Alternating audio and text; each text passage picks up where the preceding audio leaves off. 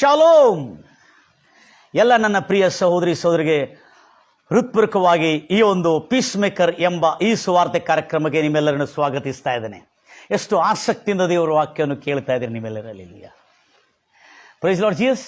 ಮತ್ತು ವೀಕ್ಷಕರು, ಇವತ್ತು ಶುಭ ಸಂದೇಶ ಏನಂದರೆ, ಇವತ್ತಿನ ಶುಭ ಸಂದೇಶ, ಪ್ರತಿದಿನದ ಶುಭ ಸಂದೇಶ, ನಮ್ಮ ಜೀವಮಾನ ಕಾಲವೆಲ್ಲ ಕ್ರೈಸ್ತರಾಗಿರ್ತಕ್ಕಂಥ ನಾವು ಸಾರಬೇಕಾಗಿರುವ ಶುಭ ಸಂದೇಶ ಅಂದರೆ, ಈಗೋ ನಿಮ್ಮ ರಕ್ಷಕನು, ನಿಮ್ಮ ಒಡೆಯನನ್ನು ಈ ಲೋಕದ ದುಷ್ಟಶಕ್ತಿಗಳು ಕೊಂದು ಹಾಕಿದ್ರು. 3 ದಿನಗಳು ಸಮಾಧಿಯಲ್ಲಿ ಹೂಣಲ್ಪಟ್ಟರು. ಸಮಾಧಿಯನ್ನು ಭೇದಿಸಿ ಮರಣವನ್ನು ಛೇದಿಸಿ ಮರಣದ ಮೇಲೆ ಜಯವನ್ನು ಪಡ್ಕೊಂಡಿರುವ ಮೃತ್ಯುಂಜಯನಾದ ಯೇಸು ಕ್ರಿಸ್ತನು ಏಕೈಕ ಪ್ರಭು ಈ ಲೋಕದಲ್ಲಿ ಮತ್ತು ಯಾರೂ ಇಲ್ಲ. ಅದರ ನಿಮಿತ್ತ ನಾವು ಯೇಸುವನ್ನು ನಮ್ಮ ರಕ್ಷಕನು, ನಮ್ಮ ಒಡೆಯನೆಂಬುದಾಗಿ ನಾವು ನಂಬುತ್ತಾ ಇದ್ದೇವೆ. ನನ್ನ ಪ್ರಿಯ ಸಹೋದರಿ ಸಹೋದರೇ, ಎಷ್ಟು ಆಸಕ್ತಿಯಿಂದ ದೇವರ ವಾಕ್ಯವನ್ನು ಕೇಳ್ತಾ ಇದ್ದೀರಿ ನೀವು. ನಿಮ್ಮ ಆಸಕ್ತಿ ನಿಜವಾಗಲೂ ನಮ್ಮಲ್ಲಿ ಇನ್ನೂ ಅದ್ಭುತವಾದಂಥ ಉತ್ಸಾಹವನ್ನು ಉಂಟು ಮಾಡ್ತಾ ಇದೆ. ಅದಕ್ಕಾಗಿ ಇವತ್ತಿನ ಸಂದೇಶ ನಿಮ್ಮ ಜೀವಮಾನ ಕಾಲವೆಲ್ಲ ಪರಿವರ್ತನೆ ತರಲಿ. ಪ್ರತಿದಿನ ಈ ಸುವಾರ್ತೆ ನಮ್ಮ ಜೀವನದಲ್ಲಿ ಕ್ರಿಯೆ ಮಾಡ್ತಾ ಇದೆ. ಆತನ ಪುನರುತ್ಥಾನದ ಆ ಸಾಮರ್ಥ್ಯವು, ಆತನ ಪುನರುತ್ಥಾನದ ಸಾಮರ್ಥ್ಯದ ಶಕ್ತಿಯು ಬಹು ಅದ್ಭುತವಾಗಿ ಕ್ರಿಯೆ ಮಾಡ್ತಾ ಇದೆ. Hallelujah, hallelujah. ಅದಕ್ಕಾಗಿ ಈಗ ನಾವು ಕರ್ತನ ವಾಕ್ಯಕ್ಕೆ ಹೋಗ್ಲಿಕ್ಕೆ ಮುಂಚೆ ಕೆಲವು ಕಾರ್ಯಗಳನ್ನು, ನಾವು ಕರ್ತನ ವಾಕ್ಯದ ಮುಂದೆ ಕೆಲವು ಕಾರ್ಯಗಳನ್ನು ತಿಳಿದುಕೊಳ್ಳೋಣ. ನನ್ನ ಪ್ರಿಯ ಸಹೋದರಿ ಸಹೋದರಿ, ಒಂದು ಕಣ್ಣೀರಿನಲ್ಲಿರ್ತಕ್ಕಂಥ ಕುಟುಂಬಕ್ಕೆ, ಒಂದು ದುಃಖದಲ್ಲಿರ್ತಕ್ಕಂಥ ಕುಟುಂಬಕ್ಕೆ, ಗಂಡ ತೀರ್ಕೊಂಡು ಹೋಗ್ಬಿಟ್ಟಿದನು, ಅನೇಕ ಮಕ್ಕಳು, ಅವಳಿಗೆ ಯಾರೂ ಯಾವ ರೀತಿಯಾದಂಥ ಏನಿಲ್ಲ, ಆಶ್ರಯ ಇಲ್ಲ.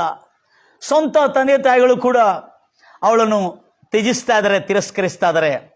ಆದರೆ ಅವಳಿಗೆ ಯಾರೂ ಇಲ್ಲ ಎಂಬುದಾಗಿ, ದಿಕ್ಕಿಲ್ಲದೆಂಬುದಾಗಿ ಅವಳು ಭಾವಿಸ್ತಾ ಇದ್ದಾಳೆ ನಿಮ್ಮಲ್ಲಿ. ಆದರೆ ನಿಮಗಾಗಿ ಒಂದು ಶುಭವಾರ್ತೆ ಏನಂದರೆ, ಈಗೋ ಯೇಸು ಕ್ರಿಸ್ತನು ಮರಣವನ್ನು ಜಯಿಸಿದ್ದಾನೆ. ನಮ್ಮ ಪಾಪ ಶಾಪಗಳನ್ನು ಕ್ಷಮಿಸಿ ರಕ್ಷಿಸಿ ಜಯಿಸಿದ ಮಾತ್ರ ಅಲ್ಲದೆ ನಮಗೆ ರಕ್ಷಕನಾಗಿ ಆತನು ಈ ಲೋಕದಲ್ಲಿ ಮರಣವನ್ನು ಜಯಿಸಿದ್ದಾನೆ. ಯೇಸು ಕ್ರಿಸ್ತನ ಪುನರುತ್ಥಾನ ಪ್ರತಿಯೊಂದು ಕ್ರೈಸ್ತವರಿಗೆ, ಪ್ರತಿಯೊಂದು ಮಾನವರಿಗೆ ಒಂದು ಶುಭವಾರ್ತೆ ಏನಂದರೆ, ಮಾನವನ ರಕ್ಷಕನಿಗೆ ಮರಣ ಇಲ್ಲ. ಮಾನವನ ಪಾಲಕನು, ಪೋಷಕನು, ರಕ್ಷಕನು, ಅವರನ್ನು ನೋಡಿಕೊಳ್ಳತಕ್ಕಂಥ, ನಾವು ಪಾಲಿಸತಕ್ಕಂಥವನು, ಪರಿಪಾಲಿಸತಕ್ಕಂಥ ಯೇಸು ಕ್ರಿಸ್ತನ ಆ ಮರಣವನ್ನು ಜಯಿಸಿ ನಮ್ಮ ಶಾಪ, ನಮ್ಮ ರೋಗ, ನಮ್ಮ ವ್ಯಾಧಿಗಳಿಗೆ ಎಲ್ಲದರಿಂದ ಜಯ ಕೊಟ್ಟು ನಾವು ಜಯಶಾಲಿಗಳಿಗಿಂತ ಹೆಚ್ಚಿನವರಾಗುವಂತೆ ದೇವರು ನಮಗೆ ಮಾಡಿದ್ದಾನೆ. ಎಲ್ಲ ನನ್ನ ಪ್ರಿಯ ಸಹೋದರಿ ಸಹೋದರೇ, ಈಗ ವಾಕ್ಯ ಭಾಗವನ್ನು ಓದ್ಕೊಳ್ಳೋಣ.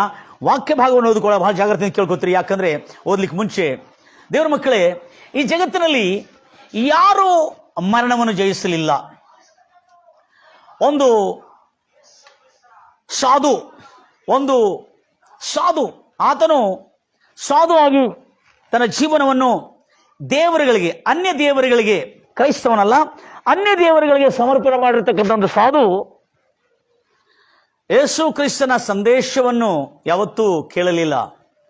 ಆದರೆ ಆತನಲ್ಲಿ ಒಂದು ಪ್ರಶ್ನೆ ಇತ್ತು, ಎಲ್ಲ ದೇವರುಗಳ ಕೈಯಲ್ಲಿ ಶಸ್ತ್ರಾಸ್ತ್ರಗಳಿದೆ, ಯೇಸು ಕ್ರಿಸ್ತನ ಕೈಯಲ್ಲಿ ಯಾಕೆ ಶಸ್ತ್ರಾಸ್ತ್ರಗಳು ಇಲ್ಲ?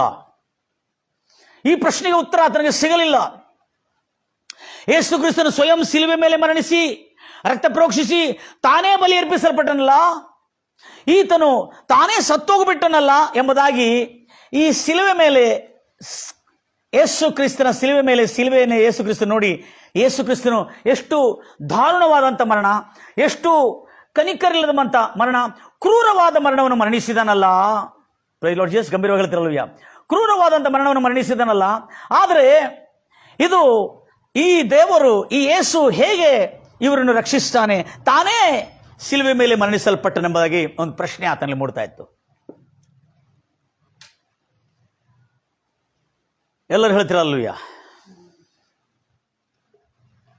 ನನ್ನ ಪ್ರಿಯ ಸಹೋದರಿ ಸಹೋದರೇ, ಈ ಮನುಷ್ಯನ ಲೈಫೇ ಚೇಂಜ್ ಮಾಡಿದೆ. ಯೇಸು ಕ್ರಿಸ್ತನ ಮರಣದಿಂದ ಜಯಿಸಿ ಪುನರುತ್ಥಾನನಾಗಿರ್ತಕ್ಕಂಥ ಆ ಸತ್ಯ ಘಟನೆ ಈ ಮನುಷ್ಯನಲ್ಲ, ವಿಶ್ವದಲ್ಲಿ ಇಸ್ರಾಯೇಲ್ ಜನಾಂಗದಲ್ಲಿ ಅತ್ಯಂತ ಅದ್ಭುತವಾದಂಥ ಕ್ರಾಂತಿಯನ್ನುಂಟು ಮಾಡಿತ್ತು. ಯೇಸುವೇ ನಿಜವಾದ ಮಾನವ ರಕ್ಷಕನು, ಬರಬೇಕಾಗಿರುವ ಮಸಿಯ, ಆತನ ಕುರಿತು ಆತನ ಜನ್ಮಕ್ಕಿಂತ ಮುಂಚೆ ಹೇಳಲ್ಪಟ್ಟಿರ್ತಕ್ಕಂಥ ಪ್ರತಿಯೊಂದು ಪ್ರವಾದನೆಗಳು, ಪ್ರವಚನಗಳು, ಲೇಖನಿಗಳು, ಆತನ ಜನ್ಮಕ್ಕಿಂತ ಮುಂಚೆನೇ ಲೇಖಿಸಲ್ಪಟ್ಟಿರುವ ಲೇಖನಗಳೆಲ್ಲ ಆತನೇ ಆ ಲೇಖಕನ, ಆ ಲೇಖನೆಯ ಮಹಾ ಪುರುಷನು, ಮಹಾದೇವರು, ಮಹಾರಕ್ಷಕನು, ಮಸಿಹ ಯೇಸು ಕ್ರಿಸ್ತನೆಂಬುದಾಗಿ ವಿಶ್ವದ ಎಲ್ಲ ಜನರು ತಿಳಿಯುವಂತೆ ಕ್ರಿಸ್ತನಾದ ಯೇಸು ಮರಣವನ್ನು ಜಯಿಸಿ ಎದ್ದನು. ನನ್ನ ಪ್ರಿಯ ಸಹೋದರಿ ಸಹೋದರೇ, ಯೇಸು ಕ್ರಿಸ್ತನ ಸುವಾರ್ತೆ ಸಾರ್ತಿರುವಾಗ, ಯೇಸು ಕ್ರಿಸ್ತನ ಸಂದೇಶವನ್ನು ಸಾರ್ತಿರುವಾಗ ಅನೇಕ ಕುಷ್ಠರೋಗಿಗಳನ್ನು, ಗುಣವಾಗಲಾರದಂಥ ರೋಗಗಳನ್ನು, ಅಂಟುವ್ಯಾಧಿಗಳನ್ನು, ಮಾರಕ ರೋಗಿಗಳನ್ನು, ಸತ್ತವರನ್ನು, ಪಾಪಿಗಳನ್ನು ಕ್ಷಮಿಸುವಂತ ಪ್ರಭು. ಮಾನವರಲ್ಲಿ ಯಾರಿಗೂ ಅಧಿಕಾರ ಇಲ್ಲ, ದೇವರಿಗೆ ಮಾತ್ರ ಅಧಿಕಾರ ಇದೆ. ಅದು ಪ್ರೈಸ್ ಲಾರ್ಡ್ ಜೀಸಸ್.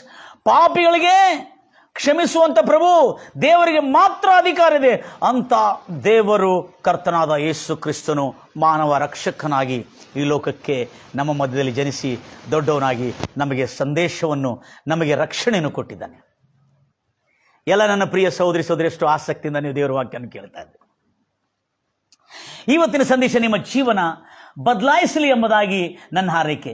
ಈಗ ಬಹಳ ಇಂಪಾರ್ಟೆಂಟ್ ಕಾರ್ಯವನ್ನು ನಾವು ಸಮಾಧಿ ಹತ್ರ ಮೊದಲು ಸುವಾರ್ತೆ ಸಾರಿರ್ತಕ್ಕಂಥ ದೇವದೂತ.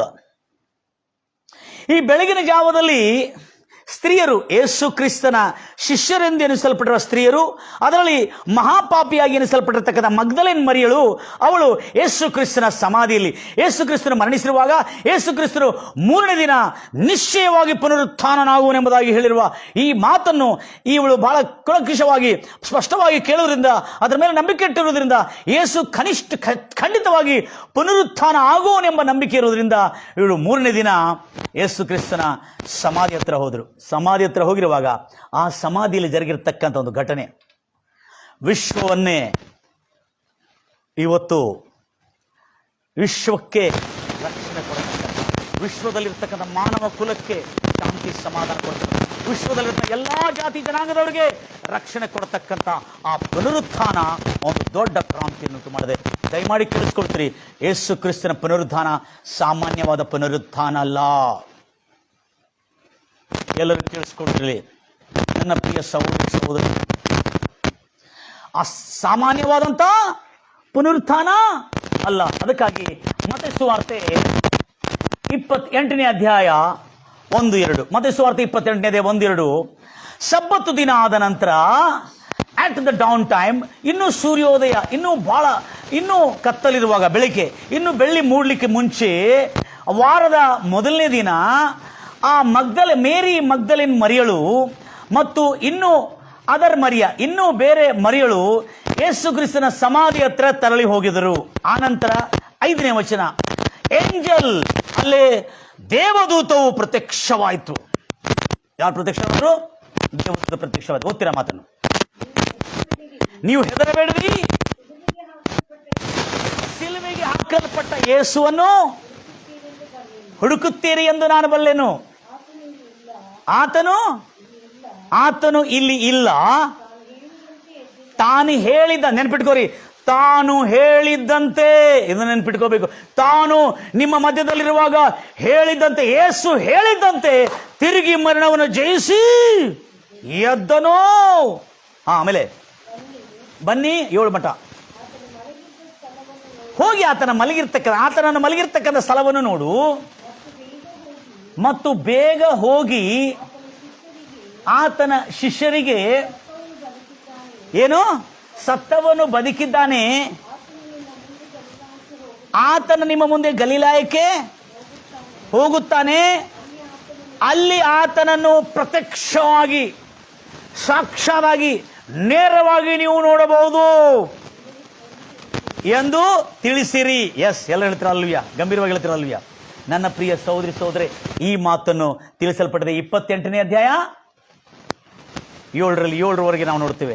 ಅದೇ ರೀತಿಯಲ್ಲಿ ಇವತ್ತು ಪುನರುತ್ಥಾನದ ಒಂದು ಸತ್ಯ, the truth, the outstanding truth of the resurrection we must know to the worlds of the Lord. Hallelujah.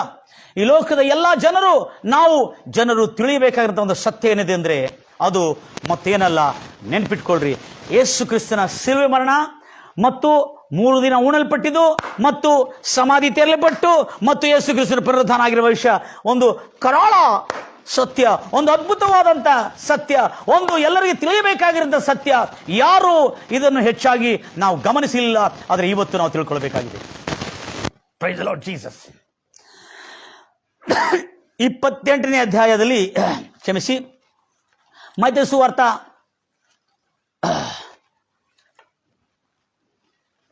27ನೇ ಅಧ್ಯಾಯ, ದಯಮಾಡಿ ಕೇಳಿಸ್ಕೊತ್ರಿ. ಇದು ಬಹಳ ಕಾಂಪ್ಲಿಕೇಟೆಡ್ ಆಗಿರ್ತದೆ, ಆದ್ರೆ ಕೇಳಿಸ್ಕೊಡ್ರಿ. ಈ ಸತ್ಯ ಭೂಲೋಕದ ಎಲ್ಲ ಕ್ರೈಸ್ತರಾಗಿರುವ ನಾವು ಸಾರಲೇಬೇಕು. ಓದ್ತೀರಾ ಮಾತನ್ನು? 28ನೇ ಅಧ್ಯಾಯ 50ನೇ ವಚನದಿಂದ ಓದ್ತಾ ಬರ್ತೀರಿ. ದಯಮಾಡಿ ಓದ್ತಾ ಬಂದು 53ನೇ ವಚನವರೆಗೆ ಬರ್ತೀರಿ. 50ನೇ ಅಧ್ಯಾಯದಿಂದ 56 ವಚನವರೆಗೆ ಓದ್ತೀರಿ. ದಯಮಾಡಿ ಓದ್ತೀರಿ, ಬೇಗನೆ ಕೇಳಿಸ್ಕೊಳ್ತೀರಿ. ಯೇಸು ಕ್ರಿಸ್ತ ನಾಮದಲ್ಲಿ, ಯೇಸು ಕ್ರಿಸ್ತನ ಪುನರುತ್ಥಾನದಲ್ಲಿ ಆಗಿರ್ತಕ್ಕಂಥ ಒಂದು ವಿಷಯ ನಾವು ಮಿಸ್ ಮಾಡಿಕೊಂಡಿದ್ದೇವೆ. ಅದನ್ನು ನಾವು ತಿಳ್ಕೊಳ್ಬೇಕು ಇವತ್ತು. ಯೇಸು ತಿರುಗಿ ಮಹಾಧ್ವನಿಯಿಂದ ಕೂಗಿ ಪ್ರಾಣ ಬಿಟ್ಟನು. ಆಗ ಇಗೋ ದೇವಾಲಯದ ತೆರೆಯು ಮೇಲಿನಿಂದ ಕೆಳಗಿನವರೆಗೆ ಹರಿದು 2 ಭಾಗವಾಯಿತು. ಭೂಮಿಯು ಅದರಿತು, ಬಂಡೆಗಳು ಸೀಳಿ ಹೋದವು, ಸಮಾಧಿಗಳು ತೆರೆದವು. ಏನು? ಆದಿ ಕಾಂಡದಿಂದ ಯಾರ್ಯಾರು ಸತ್ತೋದ್ರಲ್ಲ, ನಿದ್ರೆ ಹೋದ ಅನೇಕ ಭಕ್ತರ ದೇಹವು ಎದ್ದವು ಮತ್ತು ಯೇಸು 27ನೇ ಅಧ್ಯಾಯ, ಕ್ಷಮಿಸಿ 27ನೇ ಅಧ್ಯಾಯ, ಮತ್ತೆ 27ನೇ ಅಧ್ಯಾಯ 50ನೇ ವಚನ. ಮತ್ತು ಆತನು ಎದ್ದ ಮೇಲೆ ಸಮಾಧಿ ಒಳಗಿಂದ ಹೊರಗೆ ಬಂದು ಪರಿಶುದ್ಧ ಪಟ್ಟಣದ ಒಳಗೆ ಹೋಗಿ ಅನೇಕರಿಗೆ ಕಾಣಿಸಿಕೊಂಡನು. ಎಲ್ಲ ಹೇಳ್ತೀರ ಅಲ್ವಯ್ಯ? ಕಾಣಿಸಿಕೊಂಡ್ರು. ಮುಂದೆ ಓದ್ತೀರಿ ಸಿಸ್ಟರ್, ಮುಂದೆ ಓದ್ತೀರಿ. ನೆನ್ಪಿಟ್ಕೊಡ್ರಿ, ಈ ಶತಾಧಿಪತಿಗಳು ಕ್ರೈಸ್ತವರಲ್ಲ ಮತ್ತು ಯಹೂದ್ಯರಲ್ಲ. ಈ ಸೇನಾಧಿಪತಿಗಳು ಮತ್ತು ಅವನ ಸಂಗಡ ಯೇಸು ಕ್ರಿಸ್ತನ ಸಮಾಧಿಯನ್ನು ಕಾಯುತ್ತಿರುವವರು ಏನು? ಭೂಕಂಪವು ಮತ್ತು ನಡೆದ ಸಂಗತಿಯನ್ನು ನೋಡಿ ಬಹಳ ಹೆದರಿಕೊಂಡು ನಿಜವಾಗಿಯೂ ಈತನು ದೇವಕುಮಾರನು ಆಗಿದ್ದನು ಅಂದರು. ಇದಲ್ಲದೆ ಅನೇಕ ಸ್ತ್ರೀಯರು ಅಲ್ಲಿದ್ದು ದೂರದಿಂದ ನೋಡುತ್ತಿದ್ದರು. ಇವರು ಯೇಸುವಿನ ಸೇವೆ ಮಾಡುತ್ತಾ ಗಲಿಲಾಯದಿಂದ ಆತನ ಹಿಂದೆ ಬಂದಿದ್ದರು. ಆಮೇಲೆ ಇವಳಲ್ಲಿ ಮಗ್ದಲಾದ ಮರಿಯಳು, ಯಾಕೋಬ ಮತ್ತು ಯೋಸಿಯ ಮತ್ತು ತಾಯಿಯಾದ ಮರಿಯಳು, ಜಬ್ರಾಯನ ಮಕ್ಕಳಾದ ಯಾರು? ಜಬುದಾಯನ ಮಕ್ಕಳಾದ ತಾಯಿ ಇದ್ದರು. ಮತ್ತು ದಯಮಾಡಿ ಕೇಳಿಸ್ಕೊತ್ರಿ, ಇವರು ಸಮಾಧಿ ಹತ್ರ ಇವರೇ ಮತ್ತು ತಿರುಗಿ ಅಲ್ಲಿ ಯೇಸು ಕ್ರಿಸ್ತನನ್ನು ನೋಡ್ಲಿಕ್ಕೆ ಹೋಗಿದ್ರು. ಮತ್ತೊಂದು ಆವೃತ್ತಿ ನಾವು ಅದನ್ನು ಓದ್ಕೊಳ್ಳೋಣ. ಈಗ ಇವರು ಯಾಕೆ ಅಲ್ಲಿ ಹೋಗಿದ್ರು ಎಂಬುದಾಗಿ ನೀವು ಕೇಳಿದ್ರೆ ಬಹಳ ಆಶ್ಚರ್ಯ ಪಡ್ತೀರಿ. Praise Lord Jesus, hallelujah. ಇದ್ರಲ್ಲಿ ಏನಿದೆ ಅಂದ್ರೆ ರಹಸ್ಯ, ಇದೇ 28ನೇ ಅಧ್ಯಾಯದಲ್ಲಿ ನಾವು ನೋಡಿದೇವೆ. ಈಗ ಎಷ್ಟನೇ? ಮೊದಲು 1-2 ವಚನಗಳಲ್ಲಿ 28ನೇ ಅಧ್ಯಾಯದಲ್ಲಿ, ಆಮೇಲೆ 5, 6, 7 ಓದ್ತೇವೆ ನಾವು. ಈಗ ಮತ್ತೊಂದು ಆವರ್ತಿ ಆ ಮಾತನ್ನು ಓದೋಣ. Price Lord Jesus. ಸಬ್ಬತ್ತು ದಿನ ಆದ ಮೇಲೆ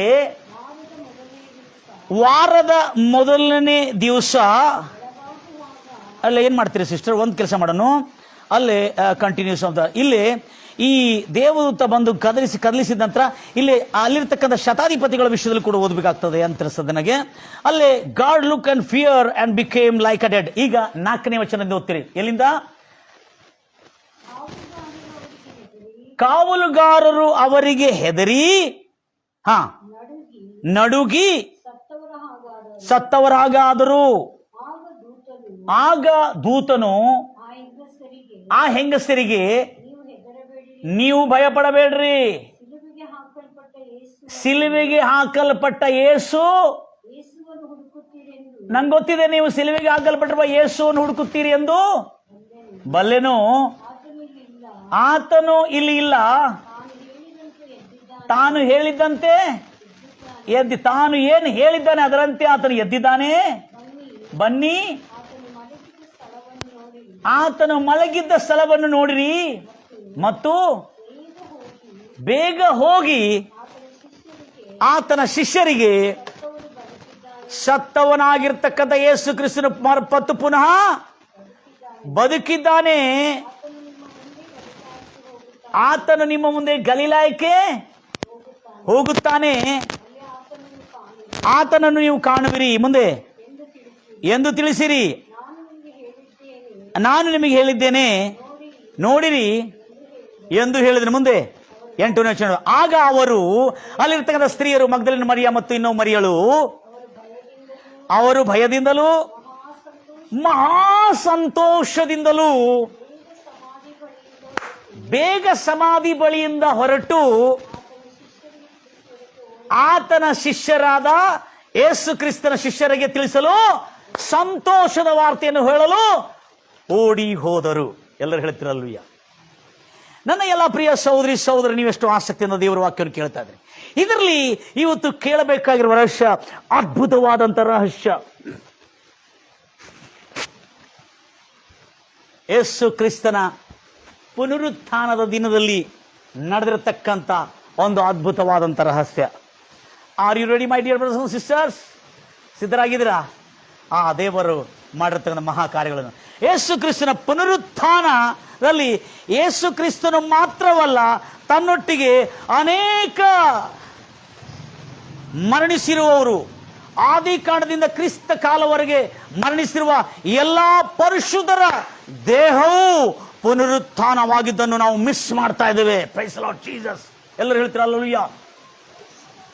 next we are coming to the point, very important point.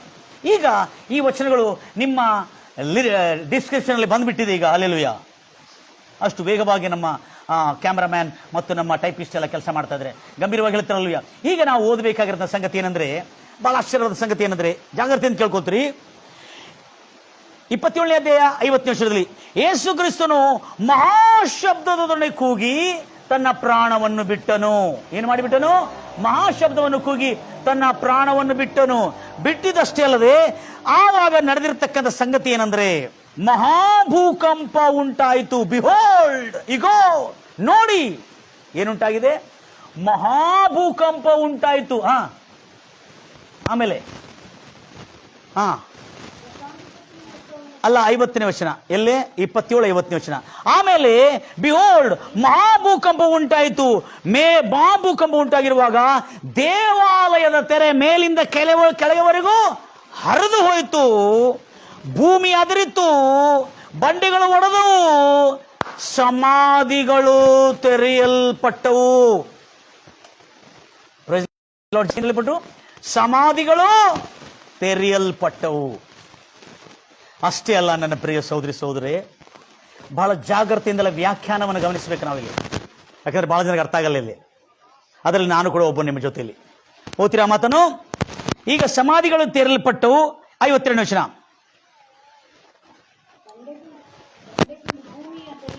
ಭೂಮಿ ಅದರಿತು, ಬಂಡೆಗಳು ಸೀಳಿ ಹೋದವು, ಸಮಾಧಿಗಳು ತೆರೆಯಲ್ಪಟ್ಟವು. ನಿದ್ದೆ ಹೋಗಿದ್ದ ಅನೇಕ ಭಕ್ತರ ದೇಹಗಳು, ನೆನಪಿಟ್ಕೊಳ್ರಿ, ನಿದ್ದೆ ಹೋದ ಅನೇಕ ಭಕ್ತರ ದೇಹಗಳು ಎದ್ದವು. ಮತ್ತು ಆ ಕ್ರಿಸ್ತನು ಎದ್ದ ಮೇಲೆ ಸಮಾಧಿ ಒಳಗಿಂದ ಹೊರಗೆ ಬಂದು ಪರಿಶುದ್ಧ ಪಟ್ಟಣದೊಳಗೆ ಹೋಗಿ, ಅಷ್ಟೇ ಸಾಕಿಲ್ಲ. ಇಲ್ಲೇ ನಾವು ನೋಡ್ತಾ ಇದ್ದೇವೆ ಒಂದು ಕಾಂಪ್ಲಿಕೇಟೆಡ್ ಸ್ಟೇಟ್ಮೆಂಟ್ ನೋಡ್ತಾ ಇದ್ದೇವೆ. ಆದರೆ ಇದು ಸರಳವಾಗಿ ದೊಡ್ಡ ಬೈಬಲ್ ಕಾಮೆಂಟ್ರೇಟರ್ ಇದನ್ನು ವರ್ಣಿಸಿದ್ದಾರೆ. ಯಾಕಂದ್ರೆ ಯೇಸು ಕ್ರಿಸ್ತನ ಪುನರುತ್ಥಾನದ ದಿನದಲ್ಲಿ ಯೇಸು ಕ್ರಿಸ್ತನು ಮಾತ್ರವೇ ಪುನರುತ್ಥಾನನಾಗಿದ್ದಾರೆ ಎಂಬುದಾಗಿ ತಿಳ್ಕೊಂಡ್ರು. ಇಲ್ಲ, ಯೇಸು ಕ್ರಿಸ್ತನ ಜೊತೆ ಅನೇಕ ಸತ್ತ ದೇಹಗಳು ಪುನರುತ್ಥಾನ ಆಗಿದೆ ಎಂಬ ಸತ್ಯದಿಂದ ನಾವು ವಂಚಿತರಾಗಬಾರದೆಂಬುದಾಗಿ ನನ್ನ ಕಳಕಳೆಯ ವಿನಂತಿ. Praise Lord Jesus. ಇದಲ್ಲದೆ ಸಮಾಧಿಗಳು ತೆರೆಯಲ್ಪಟ್ಟವು ಮತ್ತು ನಿದ್ರಿಸಿರುವ ಅನೇಕ ಭಕ್ತರ ದೇಹಗಳು ಎದ್ದವು. ಆತನ ಪುನರುತ್ಥಾನವಾದ ಮೇಲೆ ಅವರು, ಎಲ್ಲಿಂದ?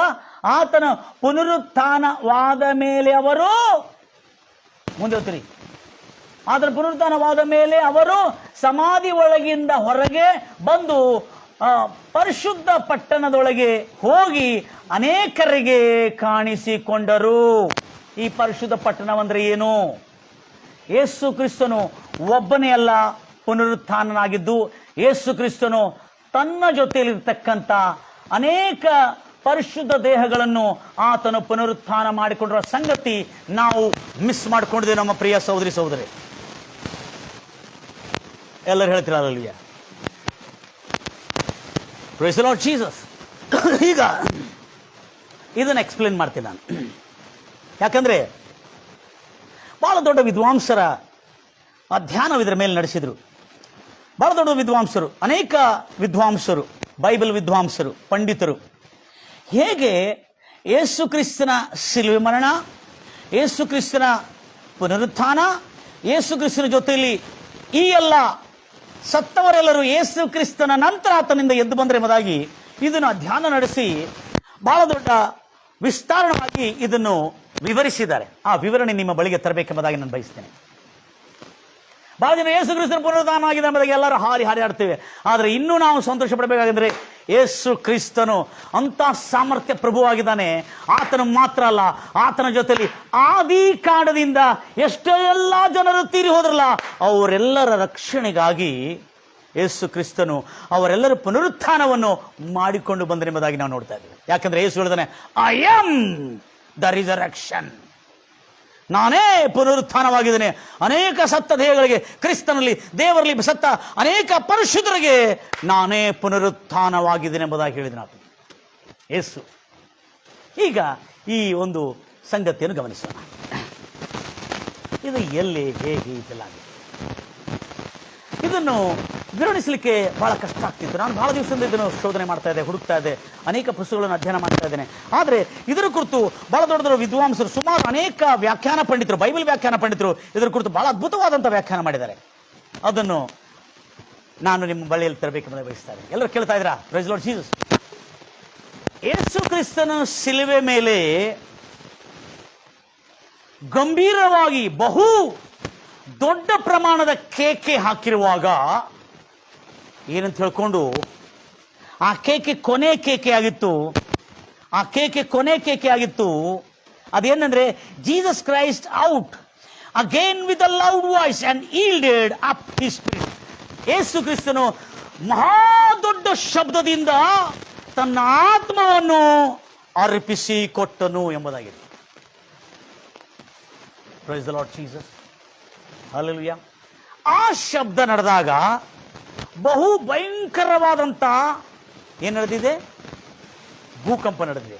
ಈ ಭೂಕಂಪದಲ್ಲಿ ಲಕ್ಷ ಕೇಳ್ತೀರಿ, ಒಂದೊಂದಾಗಿ ಅಂಶಗಳು ಮಿಸ್ ಆಗಬಾರದು ಎಂಬುದಾಗಿ. ಮೊದಲನೇ ಏನಾಗಿದೆ ನೋಡಿ, ಈ ಭೂಕಂಪ ಆಗದ ಮೇಲೆ ಓದ್ತೀರಿ 51ನೇ ವಚನ, 51ನೇ ವಚನಕ್ಕೆ ಡೈರೆಕ್ಟ್ ಬಂದ್ಬಿಡೋಣ. ಕೂಗಿ ಪ್ರಾಣ ಬಿಟ್ಟನು. ಆಗ ಯೇಸು ಶಿಲುಬೆ ಮೇಲೆ ಪ್ರಾಣ ಬಿಟ್ಟನು. ಯಾವುದು? ಪುನರುತ್ಥಾನ ಆಗಲಿಕ್ಕೆ 3ನೇ ದಿನ ಆಗಲಿಕ್ಕೆ ಮುಂಚೆ 3 ದಿನಗಳ ಹಿಂದೆ ಮಹಾಧ್ವನಿಯಿಂದ ಪ್ರಾಣವನ್ನು ಬಿಟ್ಟನು. ಆಗ ಈಗೋ ದೇವಾಲಯದ ತೆರೆಯು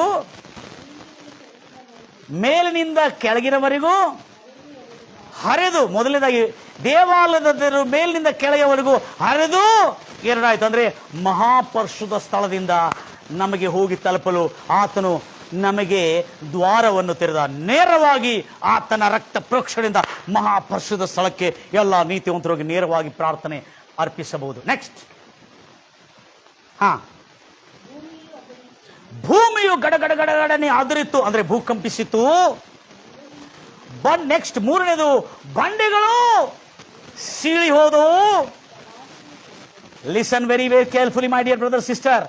ಯೇಸು ಕ್ರಿಸ್ತನ ಮರಣದ ಕೊನೆ ಗಳಿಗೆಯಲ್ಲಿ ಆತನ ಆತ್ಮವು ದೇಹವನ್ನು ಬಿಡುವಾಗ ಆ ಗಳಿಗೆಯಲ್ಲಿ ಸಮಾಧಿಗಳು ತೆರೆದವು. ನಾಲ್ಕನೇದು, ಸಮಾಧಿಗಳು ತೆರೆದವು. ಒಂದಲ್ಲ, ಎರಡಲ್ಲ, ಮೂರಲ್ಲ, ಅನೇಕ ಸಮಾಧಿಗಳು ತೆರೆದವು. ಇಲ್ಲೇ ಪಾಪಿಗಳ ಸಮಾಧಿಗಳು ತೆರೆಯಲ್ಪಟ್ಟಿಲ್ಲ. ಇಲ್ಲೇ ನಿದ್ದೆ ಹೋದ ಅನೇಕ ಪರಿಶುದ್ಧರ, ನೆನಪಿಟ್ಕೊಳ್ರಿ ಭಕ್ತರಲ್ಲ, ನಿದ್ದೆ ಹೋದ ಅನೇಕ ಪರಿಶುದ್ಧರ ದೇಹಗಳು ಆ ಸಮಾಧಿ ಒಳಗಿಂದ ಎದ್ದವು. ಈಗ ಬಹಳ ಇಂಪಾರ್ಟೆಂಟ್, ಆಗ ಯೇಸು ಕ್ರಿಸ್ತನು ಪುನರುತ್ಥಾನವಾದ ಮೇಲೆ ಸಮಾಧಿ ಒಳಗಿಂದ ಹೊರಗೆ ಬಂದು ಅವರು ಯಾರು, ಆ ಸತ್ತವರು ಪರಿಶುದ್ಧ ಪಟ್ಟಣಕ್ಕೆ ಹೋಗಿ ಎಲ್ಲರಿಗೆ ಕಾಣಿಸಿಕೊಂಡರು. ಈ ಒಂದು ಅಧ್ಯಾಯದ ಒಳಗಿರ್ತಕ್ಕಂಥ, ಈ ಒಂದು ವಚನದ ಒಳಗಿರ್ತಕ್ಕಂಥ ಅದ್ಭುತವಾದಂಥ ರಹಸ್ಯ ಇವತ್ತು ನಿಮಗೆ ತಿಳಿದು ಬರಲಿ ಎಂಬುದಾಗಿ ಹಾರೈಸ್ತಾ ಇದ್ದೇನೆ. ಇದೇನಂದ್ರೆ ಯೇಸು ಕ್ರಿಸ್ತನ ಪುನರುತ್ಥಾನ, ಯೇಸು ಮಾತ್ರ ಅಲ್ಲ ಪುನರುತ್ಥಾನ ಆಗಿದ್ದು, ಹಲ್ಲೆಲೂಯಾ, ಯೇಸು ಮಾತ್ರ ಅಲ್ಲ, ತನ್ನ ಜೊತೆಯಲ್ಲಿ ಆದಿಕಾಂಡದಿಂದ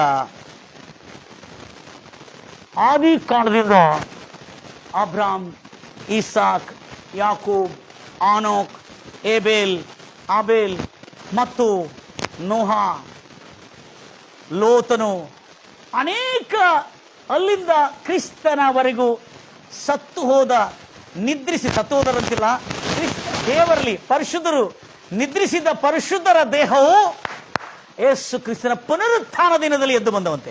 ಲಿಸನ್ ಕೇರ್ಫುಲಿ. ಇದು ಏನೇನಾಗಿದೆ ಎಂಬುದಾಗಿ, ಯೇಸು ಕ್ರಿಸ್ತನು ಶಿಲುವೆ ಮೇಲೆ ಬಿಗ್ಗರವಾದಂಥ ಕೇಕೆ ಹಾಕಿ ತನ್ನ ಪ್ರಾಣವನ್ನು ಬಿಟ್ಟನು. ಆಗ ಪ್ರಾಣ ಭೂಮಿಯ ಅದೋ ಭಾಗದಲ್ಲಿ, ಪಾತಾಳಕ್ಕೆ ಅದೋ ಭಾಗದಲ್ಲಿ ಭೇದಿಸಿ ಅದೋ ಭಾಗದಲ್ಲಿ ಪ್ರವೇಶ ಮಾಡಿ, ಅದೋ ಭಾಗದಲ್ಲಿ, ಭೂಮಿಯ ಅದೋ ಭಾಗದಲ್ಲಿ ಅನೇಕರ ಆತ್ಮವು ಪರದೇಶಿಯಲ್ಲಿ ಸುರಕ್ಷಿತವಾಗಿದ್ದವು. ಜಾಗ್ರತೆಯಿಂದ ಕೇಳಿಸ್ಕೊಳ್ತೀರಿ. ಪರದೇಶಿಯಲ್ಲಿ ಅಂದ್ರೆ ಅದೋ ಭಾಗದಲ್ಲಿ ಇರ್ತಕ್ಕಂಥ ಪರಿಶುದ್ಧರು ಇರ್ತಕ್ಕಂಥ ಸ್ಥಳಕ್ಕೆ ಪರದೈಸಿ ಎಂಬುದಾಗಿ ಕರೀತಾರೆ. ಪರದೈಸಿ ಅಂದ್ರೆ ಪರಿಶುದ್ಧರು ವಿಶ್ರಮಿಸುವ ನಿರಂತರವಾದಂಥ ಆನಂದದಿಂದ ತುಂಬಿರ್ತಕ್ಕಂಥ ಒಂದು ಸ್ಥಳ. ಅದು ನಿತ್ಯವಾದ ಸ್ಥಳ ಅಲ್ಲ, ಪರಿಶುದ್ಧರು ವಿಶ್ರಮಿಸುವ ಸ್ಥಳ. ಎಲ್ಲಿಗೆ? ಪರದೇಶಿ ಪರಿಶುದ್ಧರು ವಿಶ್ರಮಿಸುವ ಸ್ಥಳ. ಅದು ನಿತ್ಯವಾದಂಥ ಹೊಸ ಆಕಾಶ, ಹೊಸ ಭೂಮಿ ಸೃಷ್ಟಿಯಾಗಿರುವಾಗ ಮತ್ತು ತಿರುಗಿ ಅಲ್ಲಿ ಹೋಗಲಿಕ್ಕೆ ಅಲ್ಲಿ ವಿಶ್ರಾಂತಿ ಸ್ಥಳವಾಗಿದೆ. Rest for the holy people. ಆಗ ಯೇಸು ಕ್ರಿಸ್ತನು ತನ್ನ ಪ್ರಾಣವನ್ನು ಬಿಟ್ಟ ಕೂಡಲೇ ಆತನು ಹೋಗಿದ ಮೊದಲು ಅದೋ ಲೋಕಕ್ಕೆ, ಭೂಮಿಯ ಅದೋ ಭಾಗಕ್ಕೆ ಹೋಗಿ ಎಲ್ಲ ಪರಿಶುದ್ಧರನ್ನು, ಆ ಪರದೇಶಿಯನ್ನು, ಆ ಪರಿಶುದ್ಧರ ಪರದೇಶಿಯನ್ನು ಬಹಳ ಜನರು ಅಪಾರ್ಥ ಮಾಡಿಕೊಂಡಿದ್ದಾರೆ. ನನ್ನ ಪ್ರಿಯ ಸೋದರಿ, ಇದನ್ನು ನಾವು ಕರೆಕ್ಷನ್ ಮಾಡ್ಕೊಳ್ಳೋಣ. ಅವರು ಆ ಪರದೇಶಿ ಸೈತಾನ್ ಹಿಡ್ಕೊಂಡು ಸೆರೆಯಲ್ಲಿ ಹಾಕಿದೆ ಎಂಬುದಾಗಿ ಹೇಳ್ತಾರೆ. ಅದು ಅಪ್ಪಟ ಸುಳ್ಳು. ಕೆಲವು ಜನರು ತಿಳಿಯದೆ ಹೀಗೆ ಹೇಳ್ಕೊಳ್ತಾರೆ, ಬೈಬಲ್ ಗೊತ್ತಿಲ್ಲದವರು.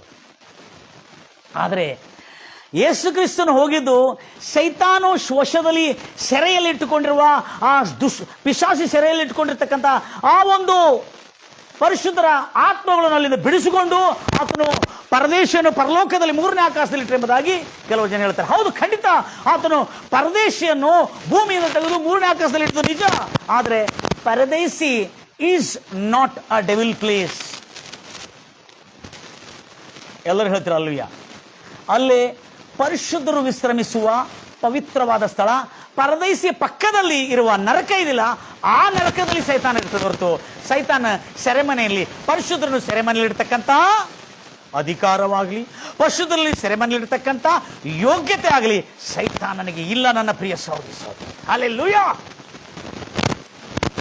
ಹಾಗಾದ್ರೆ ಈಗ ಹೇಳಿದಾರಲ್ಲ ನಮಗೆ, ಹೌದು ನಾವು ಕೇಳಿದೀವಿ ಸರ್, ಪರಿಶುದ್ಧರೆಲ್ಲ ಸೆರೆಲಿ. ಆದ್ರೆ ಲಿಸನ್, ಆ ಪರಿಶುದ್ಧರನ್ನು ಸೆರೆಯಲ್ಲಿದ್ದರನ್ನು ಸೆರೆ ಹಿಡಿದುಕೊಂಡು ಹೊರಗೆ ತಂದರಂದ್ರೆ, ಅವರ ಆತ್ಮಗಳು ಸೆರೆಯಲ್ಲಿದ್ದವ್ರನ್ನು ಸೆರೆ ಹಿಡಿದುಕೊಂಡು ತಗೊಂಡು ಬಂದ್ರೆ, ನಮ್ಮ ಜನ ಏನ್ ಕಲ್ಪನೆ ಮಾಡಿದಾರಂದ್ರೆ ಅವರು ಸೈತಾನನ ಸೆರೆಯಲ್ಲಿದ್ದರೆಂಬುದಾಗಿ ನಮ್ಮ ಜನ ಕಲ್ಪನೆಯಿಂದ ಕೆಲವು ಅಮಾಯಕರು ಇದನ್ನು ಈ ರೀತಿಯಲ್ಲಿ ಸಾರಿದ. No no no, that is not a ಸೆರೆ ಆಫ್ ಸೈತಾನ, it is a custody of God. ಅದು ದೇವರ ವಶ ಎಂಬ ಪದ ಇಂಗ್ಲಿಷ್ ಭಾಷೆಯಲ್ಲಾಗಲಿ ಕನ್ನಡ ಭಾಷೆಯಲ್ಲಾಗಲಿ ಇದು ಪ್ರಾಚೀನ ಭಾಷೆ ಆಗಿರೋದ್ರಿಂದ ಅನೇಕ ಸೆರೆ ಹಿಡಿದವರನ್ನು ಸೆರೆ ಹಿಡಿದುಕೊಂಡು ಹೋಗೋದಕ್ಕಾಗಿ ಆತನು ಅವರನ್ನು ಸೆರೆ ಹಿಡಿದು ಹೊರತು ಅದು ಸೈತಾನನ ಸೆರೆ ಎಂದು ಬರೆಯಲ್ಪಟ್ಟಿಲ್ಲ. ಎಲ್ಲಿ ಬರೆಯಲ್ಪಟ್ಟಿಲ್ಲ? ಪೇತ್ರನ ಪುಸ್ತಕದಲ್ಲಿ ಹೋಗುವ ನಾನು ಸೈತಾನನ ಸೆರೆ ಎಂದದು ಬರೆಯಲ್ಪಡಲಿಲ್ಲ. ಬಹಳ ಜಾಗ್ರತೆಯಿಂದ ನಾವು ನೋಡೋಣ. ದೇವರ ಮಕ್ಕಳದು ಸೈತಾನನ ಸೆರೆ ಎಂದು ಯಾವತ್ತಿಗೂ ಬರೆಯಲ್ಪಡಲಿಲ್ಲ. ಲಕ್ಷ ಕೇಳ್ತೀರಿ. ಮೊದಲ ಪೇತರು 18-22 ಇರ್ತದೆ ಆ ಸ್ಟೋರಿ. ಆದ್ರೆ ಈಗ ನಾವು ಅದರೊಳಗೆ ಒಂದು ಅಂಶವನ್ನು ಸ್ಪಷ್ಟವಾಗಿ ಓದಿಕೊಳ್ಳೋಣ. ಬಹಳ ಜಾಗ್ರತೆಯಿಂದ ಕೇಳ್ಕೋತೀರಿ. ಸೆರೆಯಲ್ಲಿದ್ದವ್ರನ್ನು ಸೆರೆ ಹಿಡಿಕೊಂಡು ಆತನು ಹೋಗಿದ್ದ ಎಂಬುದಾಗಿ ಓದ್ತೀರಿ. ಆ ಮಾತನ್ನು 18-19 ಓದ್ತೀರಿ. ದಯಮಾಡಿ ಕೇಳಿಸ್ತೀವಿ. ಮೊದಲನೇ ಪೇತರು 3ನೇ ಅಧ್ಯಾಯ 18-21 ಇರ್ತದೆ. ಕ್ರಿಸ್ತನು ಸಹ ನೀತಿವಂತನಾಗಿದ್ದು ಅನೀತಿವಂತರಿಗೋಸ್ಕರವಾಗಿ ಪ್ರಾಣ ಕೊಟ್ಟು ನಮ್ಮನ್ನು ದೇವರ ಬಳಿಗೆ ಸೇರಿಸುವುದಕ್ಕಾಗಿ ಒಂದೇ ಸಾರಿ ಪಾಪ ನಿವಾರಣೆಗೋಸ್ಕರವಾಗಿ ಬಾಧೆಪಟ್ಟು ಸತ್ತವನಾದನು. ಆತನು ಶರೀರ ಸಂಬಂಧದಲ್ಲಿ ಕೊಲ್ಲಲ್ಪಟ್ಟನು. ಶರೀರದಲ್ಲಿ ಆತನು ಕೊಲ್ಲಲ್ಪಟ್ಟನು. ಆತ್ಮದಲ್ಲಿ ಆತನು ತಿರುಗಿ ಬದುಕುವನಾದನು. ಆಮೇಲೆ ಇದಲ್ಲದೆ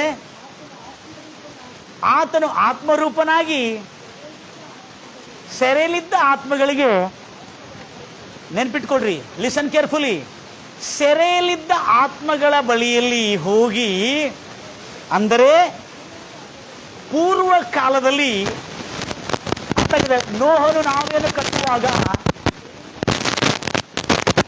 ದೇವರು ದೀರ್ಘ ಶಾಂತಿಯಿಂದ ಕಾತುರತೆಯಿಂದ ಎದುರು ನೋಡಿದ್ದಾಗ ಆತನಿಗೆ ಅವಿಧೇಯರಾಗಿದ್ದವರ ಬಳಿಗೆ ಹೋಗಿ ಸುವಾರ್ತೆಯನ್ನು ಸಾರಿ, ಆ ನಾವುಗಳಿಗೆ ಕೆಲವರು ಅಂದ್ರೆ 8 ಜನರು ಸೇರಿ ನೀರಿನ ಮೂಲಕ ಆ 8 ಜನರಿಗೆ ಏನಾಗಿದೆ? ರಕ್ಷಣೆ ಆಗಿದೆ. ಮುಂದೆ ಆ ನೀರಿನ ಅನುರೂಪವಾಗಿ ದೀಕ್ಷಾ ಸ್ನಾನವು ಯೇಸು ಕ್ರಿಸ್ತನ ಪುನರುತ್ಥಾನ ಮೂಲಕವಾಗಿ ಈಗ ನಮ್ಮನ್ನು ರಕ್ಷಿಸುತ್ತದೆ. ದಯಮಾಡಿ ಕೇಳಿಸ್ತದೆ. ಈ ಪುನರುತ್ಥಾನದ ಸಮಯದಲ್ಲಿ ಯೇಸು ಕ್ರಿಸ್ತನ ಬಿಗ್ಗರವಾಗಿ ಕೂಗಿರುವಾಗ, ಆ ಯೇಸು ಕ್ರಿಸ್ತನ ಮರಣ ದಿನದಲ್ಲಿ, ಗುಡ್ ಫ್ರೈಡೆ ದಿನದಲ್ಲಿ ಸಮಾಧಿಗಳೆಲ್ಲ ತೆರೆಯಲ್ಪಟ್ಟವು. ಸಮಾಧಿಗಳೆಲ್ಲ ಓಪನೇ ಇದ್ದವಂತೆ. ಎಷ್ಟರವರೆಗೆ? ಅಲ್ಲಿ ಎಲ್ಲಾ ಭಕ್ತರ ದೇಹಗಳು, ಎಷ್ಟು ಜನರ ಭಕ್ತರ ದೇಹಗಳಿತ್ತಲ್ಲ, ಅವರೆಲ್ಲರ ಸಮಾಧಿಗಳು ತೆರೆಯಲ್ಪಟ್ಟವು. ಇದು ಇತಿಹಾಸದಲ್ಲಿ ರಚಿಸಲ್ಪಟ್ಟಿರ್ತಕ್ಕಂಥ ಒಂದು ಮಹಾ ಸತ್ಯವಾಗಿದೆ. ಇದು ಹಿಸ್ಟ್ರಿ, ಇದು ಬೈಬಲ್ನಲ್ಲಿ ಮಾತ್ರ ಅಲ್ಲ, ಇತಿಹಾಸದಲ್ಲಿ ಕೂಡ ಇದೆ. ಎಲ್ಲ ಪರಿಶುದ್ಧರ ಸಮಾಧಿಗಳು ಯೇಸು ಕ್ರಿಸ್ತನ ಮರಣ ದಿನದಲ್ಲಿ ಎಲ್ಲ ತೆರೆಯಲ್ಪಟ್ಟು, ಹಾಗೆ ಸಮಾಧಿ ಒಳಗಿರ್ತಕ್ಕಂಥ ಮಮ್ಮೀಸ್ ಮಾಡಿದ. ಅದಕ್ಕೆ ಯಾಕಂದ್ರೆ ದೇಹವನ್ನು ಆ ರಕ್ತಬೋಳದಿಂದ, ಆ ಧೂಪದಿಂದ ಮತ್ತು ಸುಗಂಧ ತೈಲದಿಂದ ಆ ದೇಹವನ್ನು ಸುತ್ತಿ, ಸತ್ತೋಗಿರ್ತಕ್ಕಂಥವ್ರೆಲ್ಲರನ್ನು ಸುತ್ತಿ ಪೇಸ್ಟ್ ಅನ್ನು ಹಾಕಿ ಅವರ ದೇಹವನ್ನು ಸಮಾಧಿ ಒಳಗಿಡ್ತಿದ್ರು. ಯಾಕಂದ್ರೆ ಅವರು ತಿರುಗಿ ಪುನರುತ್ಥಾನರಾಗ್ತಾರೆ ಅನ್ನತಕ್ಕಂಥ ನಂಬಿಕೆ ಇರೋದ್ರಿಂದ ಅವರು ಆ ರೀತಿಯಾಗಿ ಮಮ್ಮೀಸ್ ಆಗಿ ಮಾಡಿರ್ತಾರೆ. ಯಾವಾಗ ಯೇಸು ಕ್ರಿಸ್ತನ ಶಿಲುವೆ ಮೇಲೆ ಮರಣಿಸಿದನೋ ಆವಾಗ ಸಮಾಧಿ ತೆರೆಯಲ್ಪಟ್ಟಿತ್ತು. ಎಲ್ಲರೂ ಕೇಳಿಸ್ಕೋತಿರ್ಲಿ ಡಿಫರೆನ್ಸ್ ಏನಿದೆ ಅಂತ. ಆದ್ರೆ ಆ ದೇಹಗಳು ಅದೇ ದಿನ ಎದ್ದು ಹೊರಗೆ ಬರಲಿಲ್ಲ. Praise the Lord Jesus. ಅದೇ ದಿನ ಆ ದೇಹಗಳು ಹೊರಗೆ ಬರಲಿಲ್ಲ. ಗಂಭೀರವಾಗಿ ಹೇಳ್ತಿರಲ್ವ್ಯಾ? ಅದೇ ದಿನ ಆ ದೇಹದಲ್ಲಿದ್ದವರು ಹೊರಗೆ ಬಂದಿಲ್ಲ. ಆ ಸಮಾಧಿಯಲ್ಲಿದ್ದವರು, ಆ ಸಮಾಧಿ 3 ದಿನಗಳು ಹಾಗೇ ತೆರೆದು ಬಿದ್ದಿದೆ ಅಂತೆ. ಇಸ್ರಾಯೇಲ್ ಜನಾಂಗದವರೆಲ್ಲ ಆಶ್ಚರ್ಯಚಕಿತರಾದ್ರು. ಎಲ್ಲೆಲ್ಲಿ ಆ ಸಮಾಧಿಗಳು ತೆರೆದು ಅಲ್ಲೆಲ್ಲ ಜನರು ಹೆದರಿ ಬಿಟ್ರು, ಗಾಬರಿಗೊಂಡ್ರು. ಇದು ವಿಶ್ವದ ಅತ್ಯಂತ ದೊಡ್ಡ ದಾಖಲೆಗಳಲ್ಲಿ ದಾಖಲಿಸಲ್ಪಟ್ಟ ಸತ್ಯವಾಗಿದೆ. ಎಲ್ಲೆಲ್ಲಿ ಆ ಇಸ್ರಾಯೇಲ್ ದೇಶದಲ್ಲಿ ಭಕ್ತರ ದೇಹಗಳು ಎಲ್ಲೆಲ್ಲಿ ಸತ್ತವರಿದ್ದರ ಅವರೆಲ್ಲರ ದೇಹಗಳು ಎಲ್ಲೆಲ್ಲಿ ಮೂಡಲ್ಪಟ್ಟಿದ್ದು ಅವೆಲ್ಲ ಸಮಾಧಿಗಳು ತೆರಲ್ಪಟ್ಟು ಅವರ ದೇಹದ ಬಾಡಿ, ಆ ಮಮ್ಮೀಸ್ ಕಾಣಿಸ್ತಾ ಇತ್ತಂತೆ. ಆ 3 ದಿನಗಳು ಯೇಸು ಕ್ರಿಸ್ತನ ಶಿಲುವೆ ಮರಣ ದಿನದಲ್ಲಿ ತೆರಳಲ್ಪಟ್ಟಿದ್ದು. 2ನೇ ದಿನ 3 ದಿನವರೆಗೆ ಆ ಸಮಾಧಿ ಒಳಗಿರುವ ಸಮಾಧಿಗಳು ತೆರೆದೇ ಇದ್ದವು. ಅದರೊಳಗಿರೋ ದೇಹಗಳು ಕಾಣ್ತಾ ಇತ್ತಂತೆ. ಅಂದ್ರೆ ದೇಹಗಳಂದ್ರೆ ಆ ಪೇಸ್ಟ್ ಎಲ್ಲ, ಅದು ಸುತ್ತ ಹಾಕಿರ್ತಕ್ಕಂಥೆಲ್ಲ ಹಾಗೆ ಮಂದಗಟ್ಟಿ, ಹೆಪ್ಪುಗಟ್ಟಿ ಅವೆಲ್ಲ ಹಾಗೆ ಗಟ್ಟಿಯಾಗಿದ್ದವಂತೆ. ಎಲ್ಲ ಜನರು ಇದನ್ನು ನೋಡಿ ಆಶ್ಚರ್ಯಚಕಿತರಾದರು. ಏನಪ್ಪ, ಯೇಸು ಕ್ರಿಸ್ತನ ಶಿಲುಬೆ ಮರಣದ ದಿವಸ ಇಂಥ ಭಯಂಕರವಾದಂಥ ಒಂದು ಪವಾಡ ನಡೆದಿದೆಯಲ್ಲ, ಸತ್ತು ಹೋಗಿರ್ತಕ್ಕಂಥ ಎಲ್ಲ ಸಮಾಧಿಗಳ ಸೇವೆ ದೇಹಗಳು ತೆರೆದು ಬಿದ್ದವಲ್ಲ ಎಂಬುದಾಗಿ ಹೇಳ್ಕೊಂಡು ಜನ ಎಲ್ಲ ಆಶ್ಚರ್ಯಚಕಿತರಾಗಿ ಯಾರು ಸಮಾಧಿ ಹತ್ರ ಹೋಗುವಾಗ ಹೆದರ್ತಾ ಇದ್ರು. ಎಲ್ಲ ವಿಶ್ವದಲ್ಲಿ ಅಲ್ಲಿ ಇರ್ತಕ್ಕಂಥ ಅನೇಕ ಅಕ್ಕಪಕ್ಕದ ಎಲ್ಲ ಗ್ರಾಮಗಳಲ್ಲಿ, ಹಳ್ಳಿಗಳಲ್ಲಿ, ದೇಶಗಳಲ್ಲಿ ಹರಡಲ್ಪಟ್ಟಿದೆ, ಸಮಾಧಿಗಳು ತೆರಲ್ಪಟ್ಟಿದೆ ಯೇಸು ಕ್ರಿಸ್ತನ ಶಿಲುಬೆ ಮರಣ ದಿನ ಎಂಬುದಾಗಿ. Praise the Lord Jesus. Hallelujah. ಯಾವತ್ತೂ ಕೇಳಿಲ್ಲಲ್ಲ ಈ ಸತ್ಯ, ನಾನು ಕೇಳಿಲ್ಲಾಗಿದೆ. ಯಾರೋ ಒಂದು ದೊಡ್ಡ ಸೇವಕರು ಇದನ್ನು ಬಯಲುಗೊಳಿಸಿದ್ದಾರೆ ನನ್ನ ಪ್ರಿಯ ಸಹೋದರಿ ಸಹೋದರಿ. ಆಮೇಲೆ ಯೇಸು ಕ್ರಿಸ್ತನ 3 ದಿನ ಅದೋ ಭಾಗದಲ್ಲಿ ಪಾತಾಳದಲ್ಲಿ ಎಲ್ಲೇ ಸೆರೆ ಇದೆಯಲ್ಲ, ಇದನ್ನು ಸೆರೆಯಲ್ಲಿದ್ದವ್ರನ್ನು ಸೆರೆ ಹಿಡಿದುಕೊಂಡು ತಗೊಂಡು ಬಂದರೆಂಬುದಾಗಿ ನಾವು ಓದ್ತೇವೆ. ಆದರೆ ಸೆರೆಯಲ್ಲಿದ್ದವರು ಸೆರೆ ಹಿಡ್ಕೊಂಡು ತಗೊಂಡು ಬಂದ್ರೆ ನಮ್ಮ ಜನ ಏನು ತಿಳ್ಕೊಂಡಿದ್ರು, ಅವರು ಸೈತಾನನ ಸೆರೆಯಲ್ಲಿದ್ರೆ. No no no no no no that is not sir. ಅಲ್ಲೇ ಬೈಬಲಲ್ಲಿ ಇದೆಯಾ ಸೈತಾನನ ಸೆರೆ ಅಂತ ಇದೆಯಾ? ಅಲ್ಲೆಲ್ಲೂಯಾ ಇದೆಯಾ? ಎಲ್ಲಂದ್ರೆ ಎಲ್ಲೂ ಇಲ್ಲ. ನೋಡಿದ್ರಾ?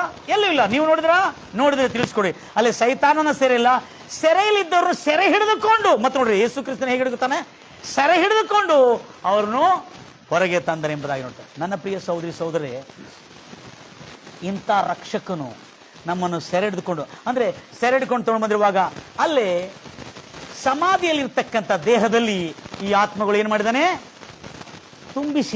ತುಂಬಿಸಿದ ಮೇಲೆ ತದನಂತರ ಯೇಸು ಕ್ರಿಸ್ತನು ಸಮಾಧಿಯೊಳಗಿಂದ ಪುನರುತ್ಥಾನ ಆದ ನಂತರ, ಯೇಸು ಕ್ರಿಸ್ತನ 3ನೇ ದಿನ ಪುನರುತ್ಥಾನ ಆದ ನಂತರ ಆತನ ಹಿಂದೆ ಈ ಸತ್ತವರೆಲ್ಲ ದೇಹಗಳು ಎದ್ದವು ಎಂಬುದಾಗಿ ಬೈಬಲ್ನಲ್ಲಿ ವ್ಯಾಖ್ಯಾನ ಕರೆಕ್ಟ್ ಆಗಿ ನೋಡ್ತೀರಿ. ಎಲ್ಲೆಂದ್ರೆ ಆ ವಚನ ನಾವು ನೋಡ್ತೇವೆ ಮತ್ತಾಯ ಸುವಾರ್ತ 27:52 ನಾವು ನೋಡ್ತೇವೆ. ಅದನ್ನು ಬೇಗನೆ, ಭೂಮಿ ಅದರಿತು, ಬಂಡೆಗಳು ಸೀಳಿ ಹೋದವು, ಸಮಾಧಿಗಳು ತೆರೆದವು. ಹಲ್ಲೆಲೂಯಾ. ಅಲ್ಲಿಗೆ ಬಂದ್ಬಿಡ್ಬೇಕಾಗಿತ್ತು. ನಿದ್ದೆ ಹೋದ ಅನೇಕರ ಭಕ್ತರ ದೇಹವು ಎದ್ದವು, ಅಷ್ಟೇ ಎದ್ದವು. ಆಮೇಲೆ ನೋಡ್ರಿ ಏನಿದೆ, ಮತ್ತು ಆತನು, ಯಾರು? ಯೇಸು ಕ್ರಿಸ್ತನು ಹೇಳಲಿಕ್ಕೆ ಮುಂಚೆ ಹೇಳಲಿಲ್ಲ ಇವರು. ಯೇಸು ಕ್ರಿಸ್ತನು ಪುನರುತ್ಥಾನವಾದ ಮೇಲೆ ಸಮಾಧಿಗಳ ಒಳಗಿಂದ, ಬಹುವಚನ ಸಮಾಧಿಗಳ ಪ್ಲೂರಲ್, ಸಮಾಧಿ ಒಳಗಿಂದ ನಿದ್ರಿಸಿರುವ ಎಲ್ಲಾ ಪರಿಶುದ್ಧರು ಹೊರಗೆ ಬಂದು ಪರಿಶುದ್ಧ ಪಟ್ಟಣ, ಅಂದ್ರೆ ಪರಿಶುದ್ಧ ಪಟ್ಟಣ ಅಂದ್ರು ಯೆರೂಸಲೇಮನ್ನು ಪರಿಶುದ್ಧ ಪಟ್ಟಣ ಎಂಬುದಾಗಿ ಕರೀತಾರೆ. ಪರಿಶುದ್ಧ ಪಟ್ಟಣದೊಳಗೆ ಪ್ರವೇಶಿಸಿ ಅನೇಕರಿಗೆ ಕಾಣಿಸಿಕೊಂಡರು. ಕೊಂಡರು ಅಂದ್ರೆ ಯೇಸು ಕ್ರಿಸ್ತರು ಮಾತ್ರ ಅಲ್ಲ, ಕಾಣಿಸಿಕೊಂಡರು. ಯಾರು? ಈ ಸತ್ತು ಹೋಗಿರ್ತಕ್ಕಂಥ ಅನೇಕ ಪರಿಶುದ್ಧರ ದೇಹದಿಂದ ಅವರು ಬದುಕಿ ಅನೇಕರಿಗೆ ಕಾಣಿಸಿಕೊಂಡರು. ಇದು ಇಸ್ರಾಯೇಲ್ ಜನಾಂಗದಲ್ಲಿ ಬಹಳ ದೊಡ್ಡ ಕ್ರಾಂತಿಯನ್ನುಂಟು ಮಾಡಿ ಯೇಸು ಕ್ರಿಸ್ತನನ್ನು ನಂಬುವರನ್ನು ಸಾವಿರಾರು ಜನ, ಲಕ್ಷಾಂತರ ಜನರು ಯೇಸು ಕ್ರಿಸ್ತನನ್ನು ಹಿಂಬಾಲಿಸುವಂತೆ ಅವರಿಗೆ ಆತ್ಮವಿಶ್ವಾಸ ಯೇಸು ಕ್ರಿಸ್ತನ ಪುನರುತ್ಥಾನ ಅನುಗ್ರಹಿಸಿದೆ. ಪ್ರಿಯ ಸಹೋದರ, ಅದಕ್ಕಾಗಿ ಯೇಸು ಕ್ರಿಸ್ತನ ಪಾತಾಳಕ್ಕೆ ಹೋಗಿ ನರಕಕ್ಕೆ ಹೋಗಿ ನರಕದಿಂದ ಬಿಡಿಸ್ಕೊಂಡು ಬಂದಿಲ್ಲ. Hello, no no no no Bible ಡಾಕ್ಟರ್ಗೆ ಗೊತ್ತಿರಬೇಕು ನಮಗೆ ಈ ಸಮಯದಲ್ಲಿ. ಯಾಕಂದರೆ ಅದರಿಂದ ನಾವು ವಂಚಿತರಾಗಬಾರ್ದು. ಯೇಸು ಕ್ರಿಸ್ತನು ಸೆರೆಯಲ್ಲಿದ್ದವ್ರನ್ನು ಸೆರೆ ಹಿಡ್ಕೊಂಡು ಬಂದನೆಂಬುದಾಗಿ ಹೇಳಿದೆ ಹೊರತು ನರಕದಲ್ಲಿದ್ದವ್ರನ್ನಲ್ಲ, ಅಥವಾ ಸೈತಾನನ ಸೆರೆಯಲ್ಲಿ ಎಂಬುದಾಗಿ ಬರೆಯಲ್ಪಡಲಿಲ್ಲ. ಅಲ್ಲಿ ಎಲ್ಲರೂ ಹೇಳ್ತಿರಲ್ಲೂಯ್ಯ, ಮನೋಪೂರ್ವಕದಿಂದ ಹೇಳ್ತಿರಲ್ಲೂಯ್ಯ. ಸೈತಾನನ ಸೆರೆಯಲ್ಲಿ ಇದ್ದವರು ಎಂಬುದಾಗಿ ಅಲ್ಲಿ ಬರೆಯಲ್ಪಟ್ಟಿಲ್ಲ. ಅದಕ್ಕಾಗಿ ದೇವರು ಆ ಲೋಕಕ್ಕೆ, ಅದಕ್ಕಾಗಿ ಎಫೆಸಿ ಬರೆದ ಪತ್ರಿಕೆ 4ನೇ ಅಧ್ಯಾಯ ದಯಮಾಡಿ ಕೇಳಿಸ್ಕೋತೀರಿ, ಹೇಗೆ ಇದನ್ನು ನಡೆದಿರ್ತಕ್ಕಂಥ ನಾವು ನೋಡ್ತಾ ಇದ್ದೇವೆ. 8ನೇ ವಚನದಿಂದ 4:8 ಹಿ ಸೇಸ್, ಬೇಗನೋತ್ರಿ. ಆದುದರಿಂದ ಯೇಸು ಕ್ರಿಸ್ತನು ಆರೋಹಣನಾಗಿ, ಅಂದ್ರೆ ಉನ್ನತ ಸ್ಥಾನಕ್ಕೆ ಏರಿದ್ದಾಗ ಆತನು, ಅರ್ಥ ಆಗಿದೆ, ಆತನು ಜಯಿಸಿದ್ದ ಬಹು ಪರಿಶುದ್ಧರನ್ನು ಸೆರೆ ಹಿಡಿಕೊಂಡು ಹೋಗಿ ಮನುಷ್ಯರಿಗೆ ದಾನಗಳನ್ನು ಮಾಡಿದನು ಎಂಬುದಾಗಿ ಪ್ರವಾದಿ ಹೇಳುತ್ತಾನಲ್ಲ. ಏರಿ ಹೋದನೆಂದು ಹೇಳಿದರಲ್ಲಿ ಭೂಮಿಯ ಅದೋ ಭಾಗದಲ್ಲಿ, ಅಂದ್ರೆ ಅದೋ ಭಾಗದಲ್ಲಿ, ಭೂಮಿಯ ಆಳದಲ್ಲಿ, ಪಾತಾಳದಲ್ಲಿ ಇಳಿದಿದ್ದಾನೆಂತಲೂ ಹೇಳಿದ ಹಾಗಾಯ್ತಲ್ಲ. Praise the Lord Jesus. ಆತ್ಮಸ್ವರೂಪಿಯಾಗಿ ಮರಣದಿಂದ ಆತನು ಆತ್ಮಲೋಕಕ್ಕೆ ಪ್ರವೇಶ ಮಾಡಿ ಅಲ್ಲೇ ಸೆರೆಯಲ್ಲಿದ್ದ. ಅಂದ್ರೆ ಅರ್ಥ ಏನು? ಸೆರೆ ಅಂದ್ರೆ ಸೈತಾನನ ಸೆರೆ ಇಲ್ಲ ನನ್ನ ಪ್ರಿಯ ಸಹೋದರಿ ಸಹೋದರಿ, ದಯಮಾಡಿ ಗಮನಿಸ್ತೀರಿ. ಸೆರೆ ಅಂದ್ರೆ ಇಂಗ್ಲಿಷ್ ಭಾಷೆಯಲ್ಲಿ, ಹೀಬ್ರು ಭಾಷೆಯಲ್ಲಿ ನಾನೆಲ್ಲ ಅಧ್ಯಯನ ಮಾಡಿರುವಾಗ ಸೆರೆ ಅಂದ್ರೆ ಕಸ್ಟಡಿ. ಕಸ್ಟಡಿ ಅಂದ್ರೆ ತನ್ನ ವಶದಲ್ಲಿ ಅಂದ್ರೆ ಇವರೆಲ್ಲರೂ ಸೆರೆ ಅಂತ ಕೂಡಲೇ ಅವ್ರು ಸೈತಾನನ ಸೆರೆಯಲ್ಲಿದ್ರೆ ಎಂಬುದಾಗಿ ನಮ್ಮ ಮಾಯಕ ಭಕ್ತರು ಅಪಾರ್ಥ ಮಾಡಿಕೊಂಡಿದ್ದಾರೆ. ಅಲ್ಲಲ್ಲ, ಅವರು ಸೈತಾನನ ಸೆರೆ ಅಲ್ಲ, ಅವರು ದೇವರ ವಶ ಎಂಬ ಸೆರೆಯಲ್ಲಿ, ದೇವರ ವಶದಲ್ಲಿದ್ರು ಅವರು. They are in the custody of. ಅದಕ್ಕಾಗಿ ಅದನ್ನು ಪರಿಶುದ್ಧರ ಸೆರೆ ಎಂಬುದಾಗಿ ಜಕ್ರಿಯ ಪುಸ್ತಕದಲ್ಲಿ ಅದನ್ನು ನೋಡ್ತಾ ಇದೆ. ದಯಮಾಡಿ ಗಮನಿಸ್ತೀರಾ ಮಾತನ್ನು. ಕೊನೆ ಪುಸ್ತಕ ಜಕ್ರಿಯ ಪ್ರವಾಚಕನ ಪುಸ್ತಕದಲ್ಲಿ ನಾವು ನೋಡ್ತೇವೆ. ದಯಮಾಡಿ ಎಲ್ಲರೂ ಅಲ್ಲಿ ಬರೋಣ, ಭಾಳ ಬೇಕನೆ, ಯಾಕಂದ್ರೆ ಬಹಳ ಅದ್ಭುತವಾದ ಸಂಗತಿ ಇದೆ ಅದು. ಕೊನೆ ಪುಸ್ತಕ ದಯಮಾಡಿ ಕೇಳ್ತೀರಿ. ಈ ಸೆರೆಯನ್ನು ಏನು ಸೆರೆ? It's a prison of hope, not a prison of Satan, my dear brothers and sisters. ಇದು ಬಹಳ ದೊಡ್ಡ ವಿದ್ವಾಂಸರು ಅಧ್ಯಯನ ಮಾಡ್ತಾ ಇದ್ರು. ಅದು ಪರದೇಶಿ, ಪಾತಾಳೋಗಿರೋ ಪರದೇಶಿ, ಅದು ಸೈತಾನನ ಸೆರೆ ಅಲ್ಲ, ಅದು ನಿರೀಕ್ಷೆಯ ಸೆರೆಯಾಗಿತ್ತು, ಅದು ಪರಿಶುದ್ಧರು ವಿಶ್ರಮಿಸುವ ಸೆರೆಯಾಗಿತ್ತು. ಅದು ದಟ್ ಈಸ್ ಸೆರೆ ಅಂದ್ರೆ ಅದು ಕಸ್ಟಡಿ ಆಗಿತ್ತು, ದೇವರ ಕಸ್ಟಡಿ. ಅದಕ್ಕಾಗಿ ಜಕ್ರಿಯ ಪ್ರವಾಚಕನ ಪುಸ್ತಕ 9ನೇ ಅಧ್ಯಾಯ 11ನೇ ವಚನದಲ್ಲಿ ನಾವು ನೋಡುತ್ತೇವೆ. ಎಲ್ಲಿ? 12ನೇ ವಚನದಲ್ಲಿ ನೋಡೋಣ.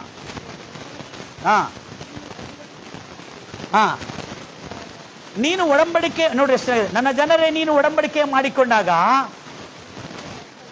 ನೋಡ್ರಿ ಅರ್ಥ ಆಗಿದೆ, ಸುರಿಸಿದ ರಕ್ತವನ್ನು ನಾನು ಸ್ಮರಿಸಿ ಸೆರೆಯಾಗಿರುವ ಅಂದ್ರೆ ಕಸ್ಟಡಿಯಲ್ಲಿದ್ದರ ನಿನ್ನವರನ್ನು ನೀರಿಲ್ಲದ ಆ ಬಾವಿ ಒಳಗಿಂದ ಬರ ಮಾಡುವೆನು. ಮುಂದೆ ಏನು ಸೆರೆ ಇದು? ಈ ಸೆರೆ ಅಂತ ಸೆರೆ ಯೇಸು ಕ್ರಿಸ್ತನು ಹಿಡ್ಕೊಂಡು ಬಂದಿರುವ ಸೆರೆ ಹೆಸರೇನು? ಪಾತಾಳ ಅಂದ್ರೆ ನರಕ ಅಲ್ಲ. ಯೇಸು ಕ್ರಿಸ್ತನು ಅಧೋಲೋಕಕ್ಕೆ ಬಂದಿರುವ ಸೆರೆಗೆ ಹೆಸರೇನಂದ್ರೆ ನರಕ ಅಲ್ಲ, ಅದು ಸೈತಾನನ ಸೆರೆಗಳಲ್ಲ. ಮತ್ತೊತ್ರಿ, ಸುನಿರೀಕ್ಷೆ ಅಂದ್ರೆ ಒಳ್ಳೆ ನಿರೀಕ್ಷೆ ಉಂಟಾದ ಸೆರೆಯವರೇ, ಎಲ್ಲೇ? ನಿಮ್ಮ ಪುರಕ್ಕೆ, ನಿಮ್ಮ ದುರ್ಗಕ್ಕೆ, ನಿಮ್ಮ ಆಶ್ರಯ ಸ್ಥಾನಕ್ಕೆ ಹಿಂದಿರುಗಿರಿ, ನಿಮಗೆ 2ರಷ್ಟು ಸುಖವನ್ನು ದಯಪಾಲಿಸುವೆನೆಂದು ಈಗಲೂ ಪ್ರಕಟಿಸುತ್ತೇನೆ. ಈ ಸೆರೆಯಲ್ಲಿ ಪರಿಶುದ್ಧರಿದ್ದಿದ್ದು. Praise the Lord Jesus. Hallelujah. ಗಂಭೀರವಾಗಿ ಹೇಳ್ತಿರಲ್ಲ, ಎಲ್ಲ ಬರೆದಿಟ್ಕೊಂಡಿದ್ರಲ್ಲ, ನಾನು ಮರೆಯುವುದಿಲ್ಲ. ಎಂತ ಒಳ್ಳೆ ವಿಶ್ವಾಸಿಗಳೆಲ್ಲ ಇಲ್ಲಿದ್ರಿ. Praise Lord Jesus. ಗಂಭೀರವಾಗಿ ಯಾರ್ಯಾರು ಬರೆದಿಟ್ಕೊಂಡಿದ್ರಿ? ಕೈ ತೋರಿಸ್ರಿ ಎಲ್ಲರೂ. Very good, yes, very good. Praise Lord Jesus. Hallelujah. ಈಗ ಈ ಸುನಿರೀಕ್ಷೆ ಉಳ್ಳ ಸೆರೆ ಅಂದ್ರೆ ಯೇಸು ಕ್ರಿಸ್ತನು ಸೆರೆ ಹಿಡ್ಕೊಂಡು ಬಂದಿದ್ದು, ಸೆರೆಯಲ್ಲಿದ್ದರು. ಅವರು ನರಕದ ಸೆರೆಯಲ್ಲ, ಸೈತಾನನ ಸೆರೆಯಲ್ಲ, ಅವರು ಕಸ್ಟಡಿಯಲ್ಲಿ, ದೇವರ ಕಸ್ಟಡಿಯಲ್ಲಿ. ಆ ಕಸ್ಟಡಿಗೆ ಹೆಸರನ್ನು ಸುನಿರೀಕ್ಷೆ ಉಳ್ಳ ಸೆರೆ. ಸುನಿರೀಕ್ಷೆ ಉಳ್ಳ ಸೆರೆ ಅಂದ್ರೆ ಆ ಸೆರೆಯಲ್ಲಿ ವಿಶ್ರಾಂತಿ, ಪರಿಶುದ್ಧರು ವಿಶ್ರಮಿಸುತ್ತಾ. ಸುನಿರೀಕ್ಷೆ ಅಂದ್ರೆ ಪರಿಶುದ್ಧರೆಲ್ಲರೂ ವಿಶ್ರಮಿಸುವ ಸ್ಥಳ ಹೊರತು ಆ ಸೆರೆ ನಿತ್ಯವಾದಂತ ಪರದೇಶಿ is not eternal, my brothers and sisters. Paradise is not eternal, but new heaven, new earth and millennium is eternal. ಪರದೇಶಿ ನಿತ್ಯವಾದ ಸ್ಥಳ ಅಲ್ಲ, ಪರಲೋಕದಲ್ಲಿ ಇರತಕ್ಕಂಥ ಆ ಪರದೇಶಿ ಪರಿಶುದ್ಧರು ವಿಶ್ರಮಿಸಿ ಸುನಿರೀಕ್ಷೆ ಉಳ್ಳ ಸ್ಥಳ. ಅಲ್ಲಿಂದ ಅವರು ನಿರೀಕ್ಷಿಸ್ತಾರೆ ಏನಂತೇಳಿ?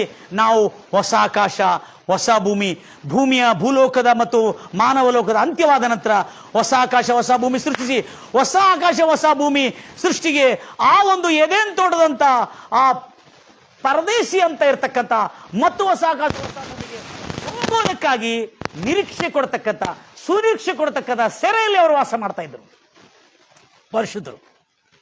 ಅದಕ್ಕಾಗಿ that is not a prison of devil, my dear brother. ಎಲ್ಲ ನೋಟ್ ಮಾಡ್ಕೊಳ್ತೀರಿ ನಿಮ್ಮ ಸಭೆಯಲ್ಲಿ. ಇದು ನಾನು 32 ವರ್ಷ ಆಯಿತು ಸೇವೆಗೆ ಬಂದು, ಆದರೆ ಇದರ ಕುರಿತು ಬಹಳಷ್ಟು ಕಾಂಪ್ಲಿಕೇಶನ್ ಇತ್ತು, ಬಹಳಷ್ಟು ತರ್ಕವಿತರಗಳಿತ್ತು, ಆದರೆ ಕ್ಲಾರಿಟಿ ಆಗ್ತಿಲ್ಲಾಗಿತ್ತು. ಆದರೆ ಈಗ ಯೇಸು ಕ್ರಿಸ್ತನ ಶಿಲುಬೆ ಮರಣ, ಸಮಾಧಿಗಳು ತೆರೆದವು. ಅದರ ನಂತರ ಆತನು ಯೇಸು ಕ್ರಿಸ್ತನು ಅದೇ ಲೋಕಕ್ಕೆ ಹೋದನು. ಆ ಪಾತಾಳದಲ್ಲಿ ಅಧೋಲೋಕದಲ್ಲಿರ್ತಕ್ಕಂಥ ಸೆರೆ, ಅದೆಂತ ಸೆರೆ?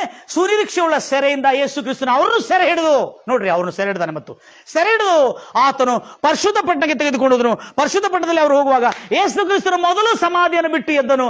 ತದನಂತರ ಈ ಎಲ್ಲ ಪರಿಶುದ್ಧರು ಎದ್ದು ಆತನ ಜೊತೆಯಲ್ಲಿ ಪರಿಶುದ್ಧ ಪಟ್ಟಣಕ್ಕೆ ಹೋಗಿ, ಅಂದ್ರೆ ಯೆರೂಸಲೇಮಿಗೆ ಹೋಗಿ ಪರಿಜನರಿಗೆ ಕಂಡುಕೊಂಡು ಮಾತಾಡಿಸಿ, ತದನಂತರ ಅವರೆಲ್ಲರೂ ಆರೋಹಣರಾದರು ಪರಲೋಕಕ್ಕೆ. ಎಲ್ಲರೂ ಹೇಳ್ತೀರಾ ಅಲ್ಲಲ್ವಿಯ? ಇದು ಪುನರುತ್ಥಾನದ ರಹಸ್ಯ, the mysteries of the resurrection of Jesus Christ. Never heard, never heard. ನಾನು ಎಂದಿಗೂ ಕೇಳಿಲ್ಲ, ಕೇಳಲಾರದಂಥ, ಎಂದಿಗೂ ಅರಿಯಲಾರದಂಥ, ಊಹಿಸಲಾರದಂಥ ಪುನರುತ್ಥಾನದ ಪರಮರಹಸ್ಯ ಇದೆ. ಅದರ ನಿಮಿತ್ತ ಇಸ್ರಾಯೇಲ್ ದೇಶದಲ್ಲಿರ್ತಕ್ಕಂಥ ಅನೇಕ ಪರಿಷಾಯರು, ಸದುಕಾಯರು, ಮತವಾದಿಗಳು, ಯಾಜಕರು, ಎಲ್ಲ ಜನರು ಅಸ್ತವ್ಯಸ್ತವಾಗಿ ಅವರು ನಂಬಲೇಬೇಕಾಯ್ತು, ಯೇಸು ಕ್ರಿಸ್ತನೇ ಮಾನವ ಕುಲಕ್ಕೆ ಮಾನವ ಜಾತಿಗೆ ಬಂದಿರತಕ್ಕಂಥ ರಕ್ಷಕನು, ಮಸಿಯನು, ಆತನ ಕುರಿತು ಹಾಡಿರ್ತಕ್ಕಂಥ ಎಲ್ಲ ಪ್ರವಚನಗಳು ನಿಜ ಎಂಬುದಾಗಿ ಒಪ್ಪಿಕೊಳ್ಳಲೇಬೇಕಾಯಿತು. ಆದರೂ ಅವರು ಪ್ರಯತ್ನ ಮಾಡಿದ್ರು, ಆತನ ಸತ್ತವನು ಎದ್ದಿಲ್ಲ ಎಂಬುದಾಗಿ ಹೇಳಿಕೊಂಡು ಲಂಚವನ್ನು ಕೊಟ್ಟು ಜನರಲ್ಲಿ ಒಂದು ಅಪನಂಬಿಕೆ ಒಟ್ಟನ್ನು ಪ್ರಯತ್ನ ಮಾಡಿದ್ರು. ಆದರೆ ಯೇಸು ಕ್ರಿಸ್ತನು ಪುನರುತ್ಥಾನ ಆದ 40 ದಿನಗಳು ಎದ್ದು ಎಲ್ಲ ಜನರಿಗೆ ಸುವಾರ್ತೆ ಸಾರಿದನು. ಅಲೋ, 40 ದಿನ ಸುವಾರ್ತೆ ಸಾರಿದ ಹೆಂಗಂತ ಗೊತ್ತಿದೆ? ಯೇಸು ಕ್ರಿಸ್ತನು 3.5 ವರ್ಷದಲ್ಲಿ ಮಾಡಿರುವ ಅದ್ಭುತಗಳಕ್ಕಿಂತಲೂ ಆ 40 ದಿನ ಮಹಾ ಅದ್ಭುತಗಳು, ಲೆಕ್ಕವಿಲ್ಲದಷ್ಟು ಅದ್ಭುತಗಳು ಮಾಡಿದ್ದಾನೆ. ಬೈಬಲ್ ಆಗಲಿ, ಈ ಭೂಮಿಯ ಪುಟವಾಗಲಿ, ಈ ಭೂಮಿಯ ಮುಖಪುಟವಾಗಲಿ ಬರೆದು ಮುಗಿಸಿದ್ರು. ಯೇಸು ಕ್ರಿಸ್ತನ ಮಹಾ ಅದ್ಭುತಗಳು ಬರೀಲಿಕ್ಕಾಗುವುದಿಲ್ಲ ಎಂಬುದಾಗಿ ಈ ಮಾತನ್ನು ಉಲ್ಲೇಖಿಸಲ್ಪಟ್ಟಿದೆ ನನ್ನ ಪ್ರಿಯ ಸಹೋದರಿ ಸಹೋದರಿ. ಈಗ ನಾವು ಕೊನೆ ಪಾಯಿಂಟ್ಗೆ ಬರ್ತಾ ಇದ್ದೇವೆ. ಯೇಸು ಕ್ರಿಸ್ತನು ಪುನರುತ್ಥಾನವಾದ ಮೇಲೆ, ಲಿಸನ್ ಕೇರ್ಫುಲಿ, ಪುನರುತ್ಥಾನವಾದ ಮೇಲೆ 40 ದಿನ ಹಗಲು ರಾತ್ರಿ ಆತನು ಎಲ್ಲ ಜನರ ಜೊತೆಲಿ, ಆತನು ಪ್ರತಿದಿನ ಎಲ್ಲ ಜನರ ಜೊತೆಲಿ ಸಂಪರ್ಕದಲ್ಲಿದ್ದು ಅವರಿಗೆ ಸುವಾರ್ತೆ, ದೇವರ ರಾಜ್ಯದ ಸುವಾರ್ತೆ. ಹಲೋ, ಮತದಲ್ಲ, ಮತವನ್ನು ಸಾರಲಿಲ್ಲ, ಅಥವಾ ಪ್ರಭುತ್ವವನ್ನು ಸಾರಲಿಲ್ಲ, ಅಥವಾ ಪ್ರಜಾಪ್ರಭುತ್ವವನ್ನು ಸಾರಲಿಲ್ಲ, ಅಥವಾ ಏತಿಸಮ್ ಸಾರಲಿಲ್ಲ. ಯೇಸು ಕ್ರಿಸ್ತನು ರಾಜ್ಯದ ಸುವಾರ್ತೆಯನ್ನು ಸಾರುತ್ತಾ ಲೆಕ್ಕವಿಲ್ಲದಷ್ಟು ಅದ್ಭುತಗಳು, ಸೂಚಕ್ರಿಯೆಗಳು ಮಾಡಿದನಂತೆ ಪುನರುತ್ಥಾನವಾದ ಮೇಲೆ. ಅದರೊಳಗೆ ಒಂದು ಅದ್ಭುತ ಏನಂದ್ರೆ, ಮತ್ತು ತಿರುಗಿ ಪೇತ್ರನಿಗೆ ರಾಶಿ ರಾಶಿ ಮೀನ ತಾಗುವಂತೆ ಮಾಡಿದಾನೆ. That is a material blessing. Praise the Lord Jesus. ಎಲ್ಲರೂ ಹೇಳ್ತೀರಾ ಅಲ್ವಿಯ? ಎಷ್ಟು? ಪುನರುತ್ಥಾನವಾದ 40 ದಿನಗಳು.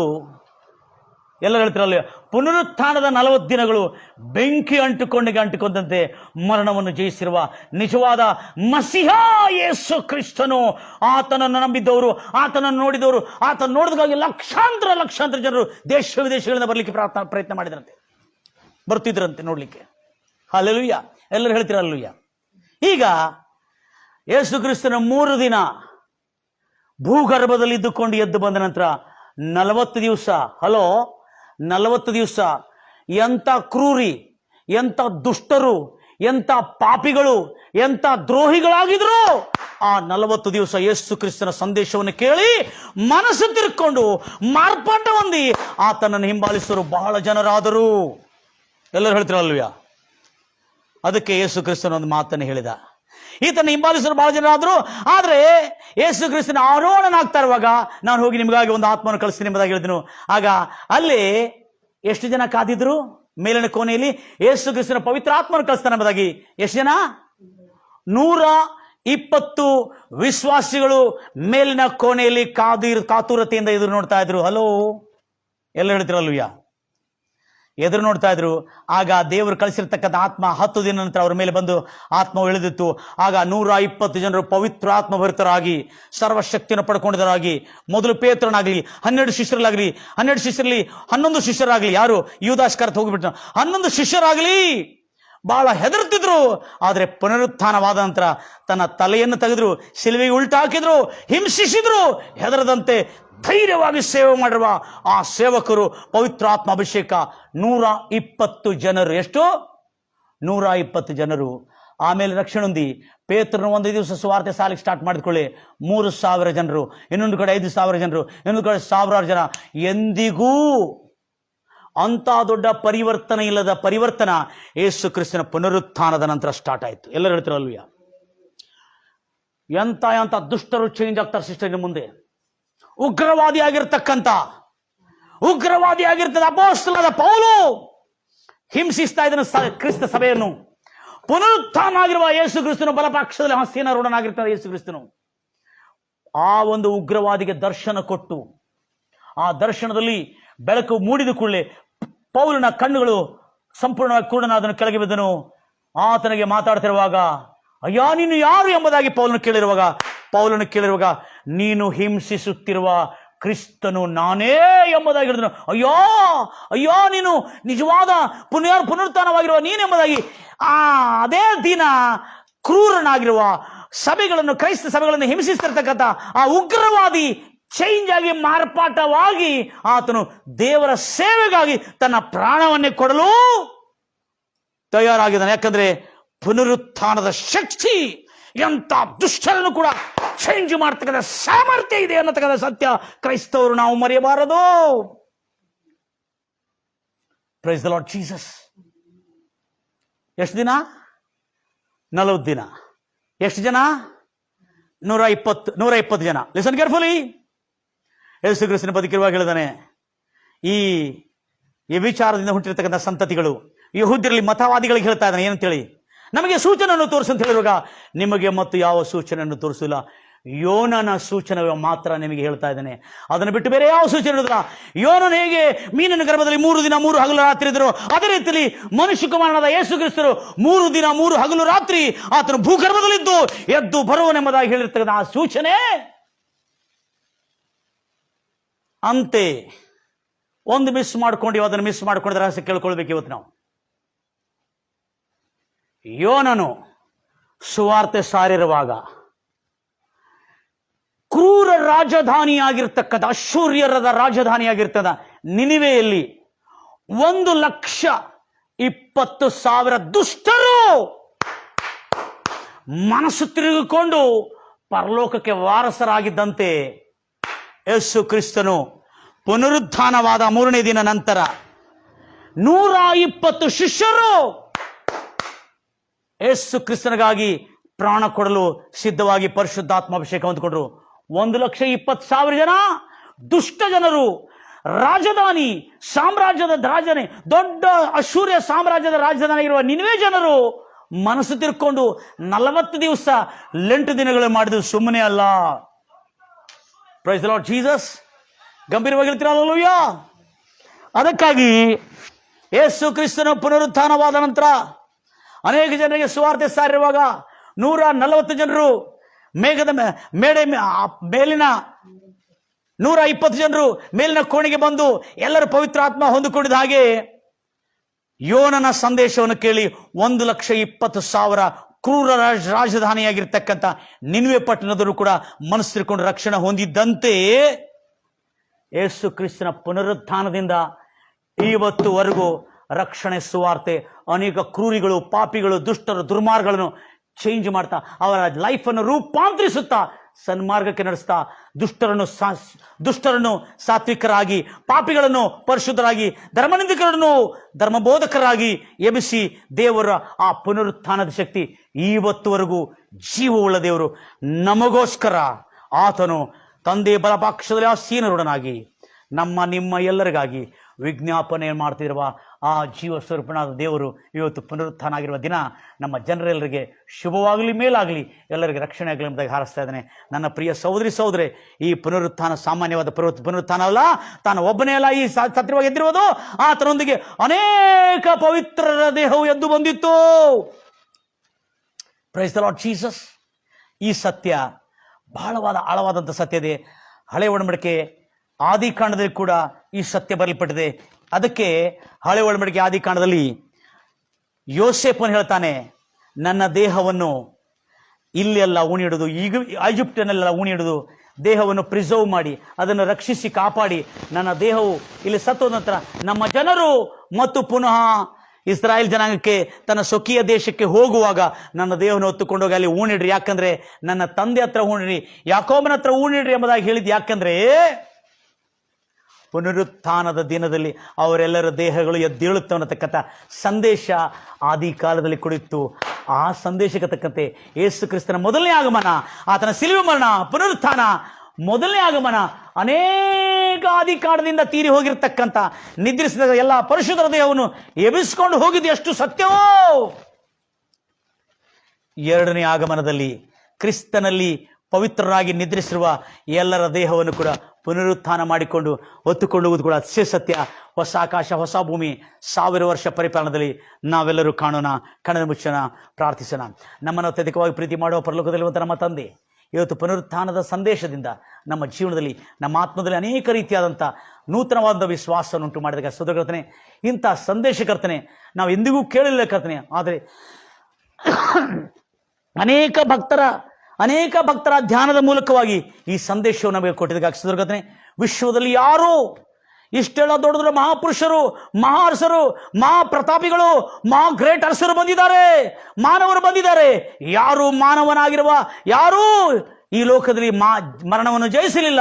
ಸ್ವಯಂ ಯೇಸು ಕ್ರಿಸ್ತರು ಮಾತ್ರವೇ ಮರಣವನ್ನು ಜಯಿಸಿರುವ ಮೃತ್ಯುಂಜಯನಾಗಿ ಎಲ್ಲರ ಸಮಕ್ಷಮದಲ್ಲಿ ಆರೋಹಣನಾಗಿ ಆಕಾಶಕ್ಕೆ ಏರಿ ಹೋದನು. ಆ ಯೇಸು ಎರಡನೇ ಆಗಮನದಲ್ಲಿ ತಿರುಗಿ ಬರೋನು ಎಂಬುದಾಗಿ ಎಲ್ಲ ಜಾತಿ ಜನಾಂಗದವರು ನಂಬಿ ರಕ್ಷಣೆ ಹೊಂದಲಿ ಎಂಬುದಾಗಿ ಹಾರೈಸುತ್ತಾ, ಯಾರ್ಯಾರು ನನ್ನ ಕೇಳ್ತಾ ಇದ್ರೆ ಅನಾರೋಗ್ಯದಲ್ಲಿದ್ದವರಿಗೆ ಯೇಸು ಕ್ರಿಸ್ತು ನಾಮದಲ್ಲಿ, ಪುನರುತ್ಥಾನ ಶಕ್ತಿಯನ್ನು ಹೊಂದಿರತಕ್ಕಂಥ ಯೇಸು ಕ್ರಿಸ್ತು ನಾಮದಲ್ಲಿ ಅವರೆಲ್ಲರ ಗುಣವಾಗಲಾರದಂಥ ರೋಗಗಳು ಗುಣಮುಖರಾಗಲಿ ಎಂಬುದಾಗಿ ಹಾರೈಸುತ್ತಾ ಇದ್ದೇನೆ ಕರ್ತನೆ. ಈ ಸಂದೇಶವನ್ನು ಕೇಳ್ತಿರುವಾಗಲೇ ಅನೇಕ ಜನರ ರೋಗಗಳು ಗುಣವಾಗ್ತಿದ್ದಕ್ಕಾಗಿ ಸ್ತೋತ್ರ ಕರ್ತನೆ. ಈ ಸಂದೇಶವನ್ನು ಕೇಳ್ತಿರುವಾಗಲೇ ಅನೇಕ ಜನರ ಬಾಧೆಗಳು, ಬಂಧಕಗಳು, ಅನೇಕ ದಾಸತ್ವದ ಬಂಧಗಳು ಬಿಡುಗಡೆ ಇದ್ದಕ್ಕಾಗಿ ಸ್ತೋತ್ರ ಕರ್ತನೆ. ಈ ಸಂದೇಶವನ್ನು ಕೇಳ್ತಿರುವಾಗ ಎಲ್ಲ ಬಡತನದ ಸೆರೆಯಿಂದ ಯೇಸು ನಾಮದಲ್ಲಿ ಬಿಡುಗಡೆ ಉಂಟಾಗಲಿ ಎಂಬುದಾಗಿ ಹಾರೈಸ್ತಾರೆ. ನಂಬುವವರೆಲ್ಲರಿಗೆ ಇದು ಪ್ರಾಪ್ತವಾಗ್ತಾ ಇದೆ, ನಂಬುವವರೆಲ್ಲರಿಗೆ ಇದು ಪ್ರಾಪ್ತವಾಗ್ತದೆ. ನನ್ನ ಎಲ್ಲ ಪ್ರಿಯ ಆತ್ಮೀಯ ಸಹೋದರಿಗೆ ಶುಭವಾಗಲಿ, ಮೇಲಾಗಲಿ, ಒಳ್ಳೆದಾಗಲಿ, ಬಿಡುಗಡೆ ಸಿಗಲಿ, ರಕ್ಷಣೆ ಸಿಗಲಿ, ಮುಕ್ತಿ ಸಿಗಲಿ ಎಂಬುದಾಗಿ ಹಾರೈಸುತ್ತಾ, ಪ್ರತಿಯೊಬ್ಬರು ರಕ್ಷಣೆ ನೀತಿ ಜೀವ ಪಡ್ಕೊಂಡು ಅವರೆಲ್ಲರ ಸುಖ ಕ್ಷೇಮ, ಸಮೃದ್ಧಿ, ಅಭಿವೃದ್ಧಿ, ಆರೋಗ್ಯ, ಐಶ್ವರ್ಯ, ಮಾನ ಸನ್ಮಾನ, ನಿತ್ಯ ಜೀವ ಅವರೆಲ್ಲರಿಗೆ ಪ್ರಾಪ್ತವಾಗಲಿ. ಕೇಳತಕ್ಕಂಥ ನನಗೆಲ್ಲ ಪ್ರಿಯ ಸಹೋದರರು ಆತ್ಮೀಯರಿಗೆ ಪ್ರಾಪ್ತವಾಗಲಿ ಎಂಬುದಾಗಿ ಹಾರೈಸ್ತಾ ಯೇಸು ನಾಮದಲ್ಲಿ ಪ್ರಾರ್ಥಿಸಿ ಬೇಡಿ ಹೊಂದಿದ್ದೇನೆ ತಂದೆ, ಆಮೇನ್. ನನ್ನ ಎಲ್ಲ ಪ್ರಿಯ ಸಹೋದರೇ, ಎಷ್ಟು ಆಸಕ್ತಿಯಿಂದ ನೀವು ದೇವರ ವಾಕ್ಯವನ್ನು ಕೇಳ್ತಾ ಇದ್ದೀರಿ. ಇದನ್ನು ಅನೇಕ ಜನರಿಗೆ ಹಂಚ್ತೀರಿ ಸತ್ಯವನ್ನು. ಯಾಕಂದ್ರೆ ಅನೇಕ ಜನ ಏನು ತಿಳ್ಕೊಂಡ್ರೆ ಯೇಸು ಕ್ರಿಸ್ತನ ಮಾತ್ರ ಪುನರುತ್ಥಾನ ಆಗಿದ್ದಾನೆ. ಇಲ್ಲ, ಯೇಸು ಕ್ರಿಸ್ತನ ಜೊತೆಯಲ್ಲಿ ಅನೇಕ ಆದಿ ಕಾಲದಿಂದ ಎಷ್ಟೆಲ್ಲ ಜನರು ಪವಿತ್ರರು ನಿದ್ರಿಸಿದ್ರಲ್ಲ, ಅವರೆಲ್ಲರ ದೇಹವು ಆತನ ಎಬ್ಬಿಸಿಕೊಂಡು ಆತನ ಪರಲೋಕದಲ್ಲಿ ಆ ಪರದೇಶವನ್ನು ತೆಗೆದುಕೊಂಡು ಹೋಗಿದ್ದ ಸಂದೇಶವು ಎಲ್ಲರಿಗೆ ತಲುಪಲಿ ಎಂಬುದಾಗಿ ಹಾರಿಸ್ತಾ, God bless you, God loves you.